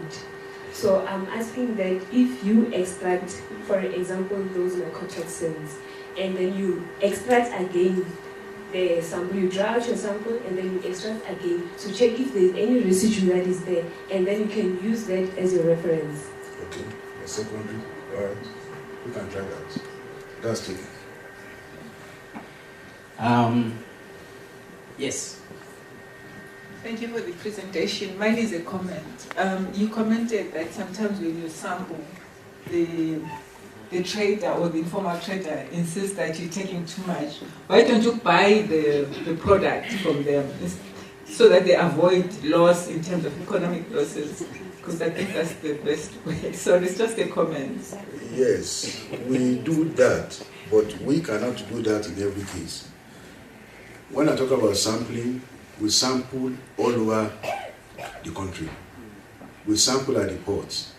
We sample at the factory. So where we conduct unscheduled visits to sample, we cannot buy. But when we go to markets or particular stores or producers, we can buy. So we do a combination, but we cannot buy in every case. It's not practically feasible. Okay. Thank you, my colleague from NAFDAC. That's my colleague from SON. Yes. Standards Organization of Nigeria. I would like to inform the House that Codex adopted Nigerian Industrial Standard for Gari. Cassava is one of our major products, and because of that, Nigeria developed standard for Gari, which was adopted by CODES. CODES was not the original elaborator of Gari standard. Thank you. Yeah, thank you for that. Okay, that is for information. Yeah. But I think we still have a lot of vertical standards, and that's where the problem will come, where you want to have a standard for each and every commodity. And it is a huge task, I believe. But that is something that needs to be discussed. So let me give you. I just wanted to continue on what you just said. Okay. Obviously, you know, there are unique foods and ingredients all over Africa. And as you said correctly, the AOAC does not necessarily have standards for everything. Maybe one purpose of this organization, AOAC, SSA, could be to start developing these things in collaboration with all the countries. And certainly in my small company, we're doing our best. You know, in terms of mycotoxin testing, we've done validation on foods from several countries already. And I was wondering if Owen or Eric can comment on this and as to what can be done as long as everybody's here. Maybe we could brainstorm a little bit. Eric wants to comment. Yeah. You will allow me to take his comment as the last. So that means I can leave the podium? No. Thank you. I think it's a good proposal you do, and as I mentioned yesterday, AOAC has a lot of standards, but validated on certain products. So I can believe that still countries, authorities want to use AOAC method as an official method. So to include, it is possible to extend these official methods with other matrices. So there is a process for that in place at AOAC. So what labs need to do, and that is a validation, particular a single lab validation, if I'm correct, and to add this to the existing AOAC official method. And there can be references to that as well. So coming back to your proposal, it could be a task of AOAC Sub-Saharan Africa section to identify the priorities, where to start. Yesterday we talked also about what are our priorities. We have a good list of priorities, so it is now to step by step make movements. AOAC cannot do that, so it has to come from you. So you have to be trained on the protocol to follow, and then that can be done by AOAC International, of course. But progressively we can work on that, and certainly a role for the AOAC Sub-Saharan Africa section to help here. Thank you very much, Augustus. You can now leave the podium. Can we applaud him?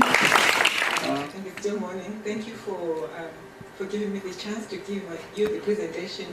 I'm presenting on importance of adaptive quality evaluation methods for indigenous and traditional food. My presentation basically is based on my experiences as a scientist on the ground, and some of it when we work with SMMEs and small industries, even with industries. Well, my colleague did a good job of introducing CSIR, but for those of you who are not here, this is our main focus areas, which is energy, health, including built environment, natural environment, and also defense and security. But our main objective is to respond to triple challenges of inequality, poverty, and unemployment. And of course, we know that Africa is facing those three challenges as a whole. And we also work with South African government programs. We also work across Africa, as you will see in my next slide. These are the main areas of, sorry, I'm moving too fast. These are the main areas of my competency area in biosciences, which is a unit within CSIR. And biosciences, its main focus is on health, although it cross-cuts into natural environment. And I sit in this, I think this is the pointer. I sit in this biomanufacturing technologies, which is agro-processing, including food, food safety, and other. Food safety also cuts across to pioneering health sciences, which is where my colleague Damare, who presented yesterday, she sits in the pioneering health sciences, but we work together very closely. And cross-cutting, we have the Biomanufacturing Industries Development Center, whereby we take our sciences that we developed in these 3 areas, and then we help industries develop within South Africa and across in Africa through the SunBio. I suppose we all know what SunBio is. It's Southern Africa Network for Biosciences. It's under sponsorship by the NEPAD, which is an AU body. In terms of agro-processing, where I sit, our main aim is to increase market entry of safe, natural-based products, either in nutrition or in cosmetic industries. Today I'm focusing on food, so it's nutrition, and also to valorize agricultural waste, because we know that when you develop products, you produce a lot of waste, and some of it is not totally useless. You can use it in various ways. And for us, we want to produce high-value products, which include flavors, fragrances, as well as natural colorants. But the limit is not just there, but we can go wider depending on the industry needs. In terms of my presentation, I'm going to focus more, like I said, on my experiences based on the South African biodiversity and also on the indigenous, what we define as indigenous and traditional food. I know the definition is wide, but you'll find out what I mean by that as we progress further. And of course, South Africa is endowed with about 10% of the world's biodiversity. Most of it is used in medicine, in food, and there's still a vast amount of unexplored plants in terms of food uses. I know we're all familiar with amarula. We had amarula cream yesterday. Amarula comes from the marula fruit, which is also an indigenous fruit. I think it occurs in many parts of Africa. So when we say indigenous, sometimes it's not just South Africa, but it's other parts of Africa as well. The history of food research at the CSIR, where I come from, stretches back for more than 50 years. The initial work was just to collect plants from the field that the indigenous or local people ate, do analysis in terms of nutritional, and compile data. Books were published, publications were produced, and also to test in vitro toxicity of these plants. Because some plants, yes, they may be edible, but the quantities are controlled. So we needed to know how much could be eaten and at what levels it considered safe. I know as we export our products to Europe and America, these products are subjected to various tests. We are familiar with baobab, with rooibos and other products as well that are now exported in European countries and America, and they form very important foods for health benefits. In terms of what is the relevance to South Africa, we know that South Africa, like the rest of Africa, faces the problems of malnutrition. So some of these plants, which were used by indigenous peoples, could actually address some of the problems associated with malnutrition. For example, vitamin A. Why I've sent out vitamin A? Vitamin A, the problem of addressing vitamin A deficiency, because it's one of the malnutrition challenges that affects almost 83% of children under the age of 5, even in South Africa alone. Sub-Saharan figures, maybe that doesn't exist. The figures may not be that accurate, but I can estimate that it's around that figure as well. Because, Africa and malnutrition, we are synonymous, although we have vast amount of biodiversity. And in terms of working with indigenous plants, indigenous foods, CSR doesn't do it alone. It has partnership within South Africa and across South Africa. For example, we work with the Department of Science and Technology, which provides us funding. We work with Agricultural Research Council, which actually works with the Department of Agriculture. We have my colleagues sitting here, we work together. Agricultural Research Council is the research arm of the Department of Agriculture, and they develop cultivation methods. And also CSIR, of course, we develop the technologies, adapt the technologies, adopt the technologies, whichever term is accurate. and also work with universities in terms of human capital development, and in some instances in terms of working with indigenous populations in terms of getting this knowledge. In South Africa in particular, I suppose maybe in other African countries, you find that the indigenous foods, rather the foods that occur naturally, they are largely not commercialized, so they have come out of the mainstream. So you find that our younger people, I mean people who are below, in some instances below 40 years of age, they've forgotten these foods. And even myself, like sometimes when I work with communities that have got this knowledge, I'm like, oh, is this eaten, really? And then of course we start doing nutritional analysis and you find they are very high nutrient. So we said, for us at CSR, we said the first step in working with partners, of course, was to popularize some of these indigenous vegetables, and there are several, I'll name some of them. And from popularization, how do you popularize a vegetable? You present it as a fresh vegetable, because you don't want to put too much money into processing something that people will reject. So the easier way is to present it as a vegetable. Supermarkets, certain areas, especially in Limpopo, around the Venda area, I don't want to call it Venda, they sell some of the indigenous vegetables in the supermarkets, but you won't find them in Gauteng, because, well, I mean, people here are not familiar with them. The next step for us was to process it, make it stable, because some of them are fresh, so there is the perishable. So how do you process them? Drying is an easier step, and there are various ways of drying this, but I'll also go into details of what the challenges we face with drying these indigenous vegetables, and also to present them as either functional foods or nutraceutical. That is sort of high end. You are going into the more like pharmaceuticals, where you've actually demonstrated health benefits. This is just to illustrate that from a plant you can get an ingredient. An ingredient basically is a stabilized form of the plant, and you can use it to formulate different products. One of the products that you formulated is the NutriDrink. Basically, well, I call it NutriDrink, but NutriDrink is a vast term. We actually took a leafy vegetable, which we know that is high in nutrients, and formulated into a way where, especially targeting school children, but it can be anyone. It can address some of the malnutrition challenges that are faced, especially vitamin A, iron, zinc, and also protein as well, because you find that some of the leafy vegetables and some of the crops are actually high in protein. And this was developed by CSR with funding from DST, like I said. And of course, we worked with the ARC in terms of training the communities to produce these vegetables. And also, we trained the communities to process some of the ingredients, because we actually took the technology from the CSR into the communities.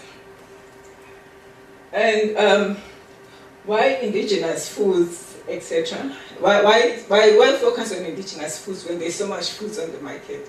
Actually, indigenous foods, we found that most of them are actually adapted to the local regions. South Africa is one of those water-scarce countries, although it might not appear so at first. So indigenous foods are mostly drought-tolerant, so they will grow where other crops will fail to thrive. I've singled out 3 crops that we have worked with, and these are not like the only ones. We've worked with amaranthus species. I'm saying amaranthus species because there are several. Amaranthus, although it's not indigenous to, let's say, to Africa or to South Africa, it was introduced more than 400, 500 years ago, but it's been naturalized. So you can find it growing out in the wild. But there are some species that have been like sort of commercialized, but not really commercialized. The Amaranthus cruentus, which is what we work with ARC, but we acknowledge that there are other species that you find. And there's Cleome. Cleome is still largely, although the ARC has developed cultivation methods, there's still challenges around it. So most people get it from the wild. And then also Bambara groundnut. Bambara groundnut, we know that it's produced at subsistence level, is high in protein. It has very favorable properties. It's one of our grain legumes. I mean, if you compare Bambara to cowpea, they are very closely related. Like as you can see, they're the same genus. And actually, like I've mentioned, most of them are drought tolerant, but they are produced at a very minimum level. Like, for example, maize. If you compare maize with sorghum and millet, you find that sorghum, millet, maize, sorghum and millet are drought tolerant, so water is scarce and maize would not thrive. And there are other crops that I could mention. In terms of the relevance of analysis of these crops, I know yesterday and the past 2 days actually has been an eye-opener. Why do we need to analyze? Why do we need to have standards? Because we want to facilitate trade. We want to know what are we importing? Is it safe? Is it containing what we say it contains? We also need we also want to find what methods are being used. So we find that for us in our lab, most of the methods that we're using to analyze are mostly adopted from research papers. They are not standardized. I think my colleagues have also alluded to that. So I will not repeat that again. In terms of what we do when we get a plant material, we will treat it depending on what we have at our disposal. In most cases, if you want to find out what nutrients it contains, we'll freeze dry, which is we stabilize. Can you imagine the plant coming, let's say, from areas like Venda or from KZN? We dry it and then we analyze it. And there are various drying methods that we could use. I think I'm almost done. This is just to prepare our plant material. I think maybe I wanted to focus on this slide that in terms of analysis, we have many methods that you are actually exposed to or that are possible. So this is just to compare, I can say 5 publications and the variety of results. Like you can see that for amaranthus or protein content, this is our results from CSIR. This is from 2 publications, and they both analyzed dried material. Whereas if you look at for beta-carotene, this is our result. We analyzed dried material, but the results from the other 2 publications, they analyzed fresh material. So for analysis of dry material and fresh material, we used different methods because the chemicals will not respond very well. So you find that, but of course, if you calculate this one back to, let's say, to dried per dry weight, you find that the amounts are a lot higher. So it means something happened. So the analytical method will also affect how much you analyze. Another common vegetable that you also analyze was spinach. We didn't analyze it in our labs, but of course it's on a fresh basis, and carrots is on a fresh basis. My time is gone. Of course, the major concern, like I said, there is lack of standards. In some cases, you find that some of the plants contain natural toxins, like for example, cassava. I'm interested in my colleague from Nigeria who spoke of cassava. We get inquiries, especially for product development, where an SMME or a small producer wants to produce cassava containing products, and you need to know how safe is the product when you do. And we know that traditionally, as you process your cassava, you tend to reduce your natural toxins. Okay? And also in some cases, we don't know the microbial quality is, at least it's easier, but in some cases you actually don't know if mycotoxins are found in your products and what type of mycotoxins are they, and the storage methods. Yeah, I'm done. And we've done a lot of work, like I've mentioned, with industry, with small industries, we call them SMEs, in terms of product development, but we still face challenges. For example, there is insufficient research and development, like it's been mentioned before, and also there is scarce skills in agro-processing, like these accredited facilities, HACCP, which is the current problem we're facing. Although as CSIR, we can say, at least we end up on a good note. We do provide people who want to develop products with a pilot facility, which is sort of accredited, and that's it. These are the people who fund us. And of course, thanks to the minister who also facilitated my coming to this show. Thank you. Thank you. Thank you. Thank you very much. See how they have done in terms of time. Then we will see if we take a round of questions. Thank you. So that is Yolanda. Yes. Please welcome. Okay.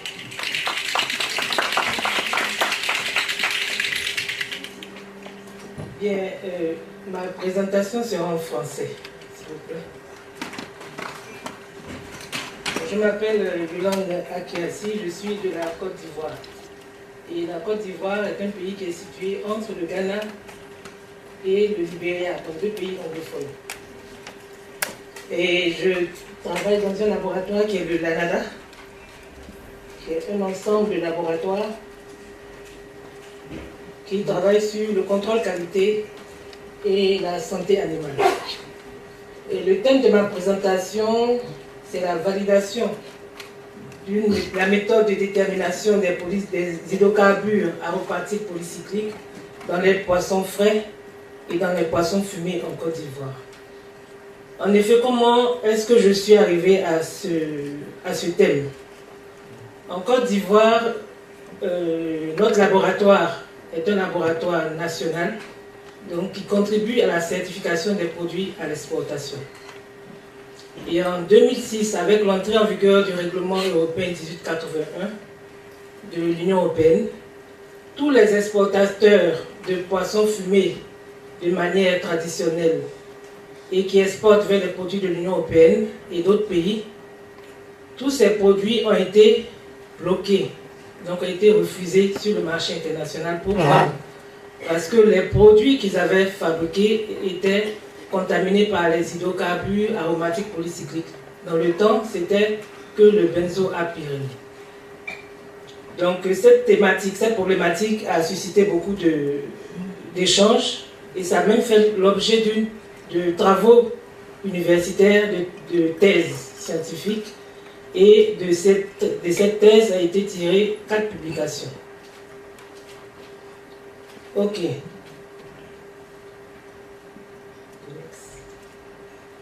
Le plan de ma présentation est organisé autour de 5 points. Donc après l'introduction, nous allons présenter les objectifs de notre travail, le matériel et les méthodes qui ont permis d'obtenir les résultats, ces résultats qui seront par la suite discutés, et nous allons terminer notre présentation par une conclusion et une recommandation. Et comme je l'ai dit, nous sommes partis d'un problème socio-économique qui est devenu à la fin un problème technique. Donc il fallait trouver une solution à ce problème, trouver une solution technique, trouver un protocole pour mettre en évidence les hydrocarbures aromatiques dans les produits à exporter. Donc nous disons dans un premier temps que la validation est une méthode d'analyse dans un laboratoire. C'est une méthode qui permet de définir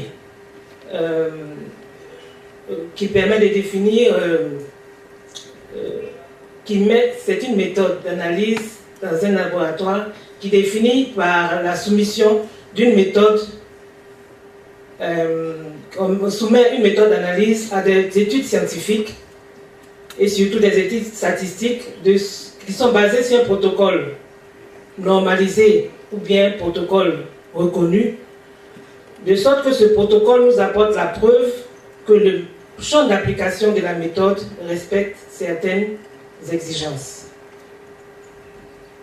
Dans notre travail sur la validation, nous avons utilisé comme norme de validation la norme NFV 0310, qui est une méthode de validation interne, pour valider la méthode de détermination du benzoapyrène dans les poissons fumés. En effet, cette méthode est utilisée pour le dosage du benzoapyrène dans les matières grasses d'origine animale et végétale. Donc nous avons adopté cette méthode pour le poisson fumé. Après la validation, il sera question donc de mesurer cette méthode validée, nous permettra de mesurer donc les molécules dans différentes matrices. Comme objectif, il s'agissait donc de déterminer une méthode par l'utilisation d'un protocole de validation et ensuite évaluer le niveau de concentration des aliments, des molécules dans les aliments.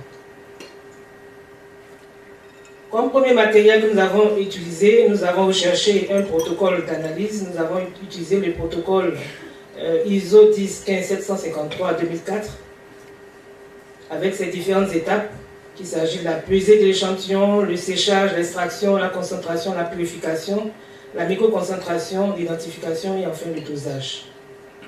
Comme deuxième méthode que nous avons utilisée pour la validation qui avait déjà été citée, nous avons utilisé la norme NFV 0310 de 1998.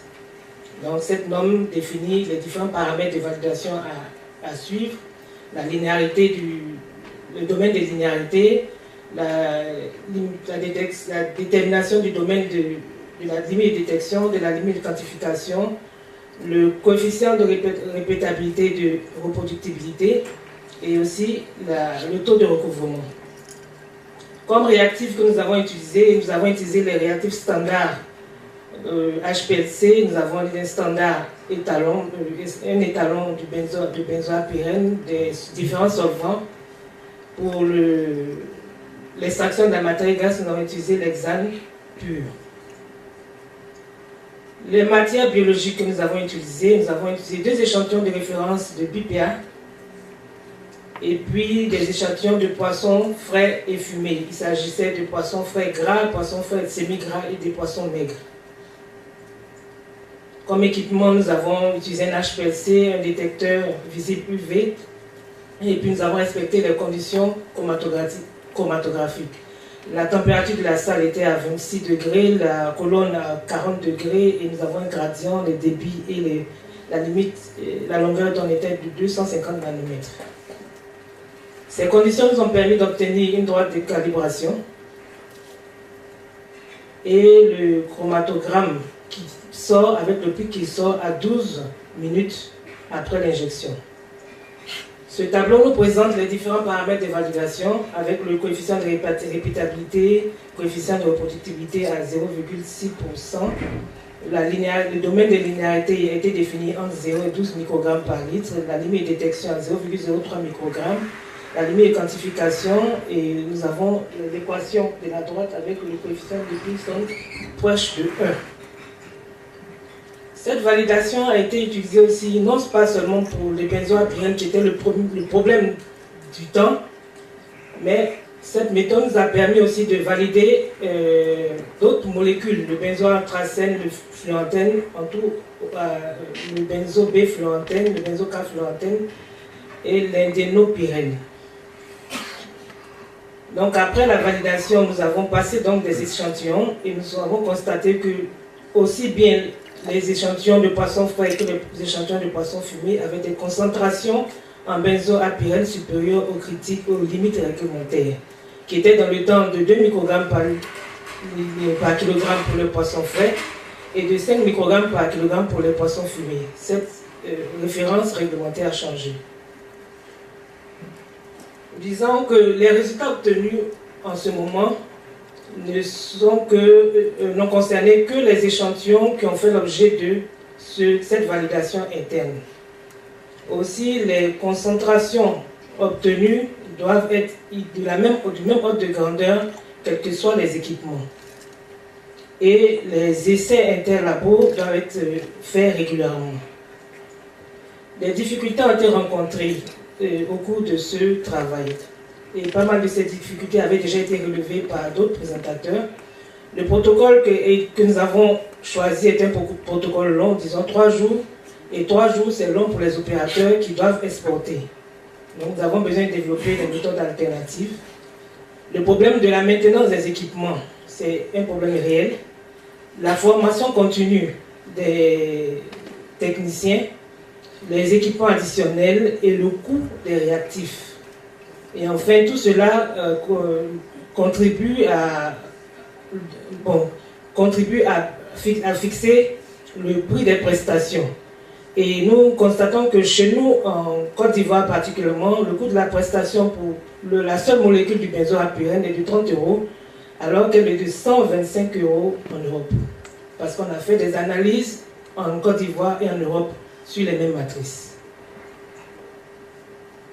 En conclusion, nous disons que la technologie de transformation des aliments n'est pas sans danger et que la sécurité sanitaire des aliments évolue. Et en Côte d'Ivoire, depuis 2011, la réglementation en matière de sécurité sanitaire des aliments, notamment pour le domaine des poissons, a été révisée. Et nous espérons, comme recommandation, que la validation interne qui a été réalisée en Côte d'Ivoire soit utilisé aussi pour faire une validation externe avec tous les pays de la sous-région, de sorte à avoir une meilleure, de sorte que nos pays, nos produits, nos spéculations soient mieux vendus sur le marché international. Nous avons d'autres spéculations qui se retrouvent sur le marché international, telles que le smoke game de cola, la cola qui est utilisée pour la fabrication du Coca-Cola. Je vous remercie. Merci.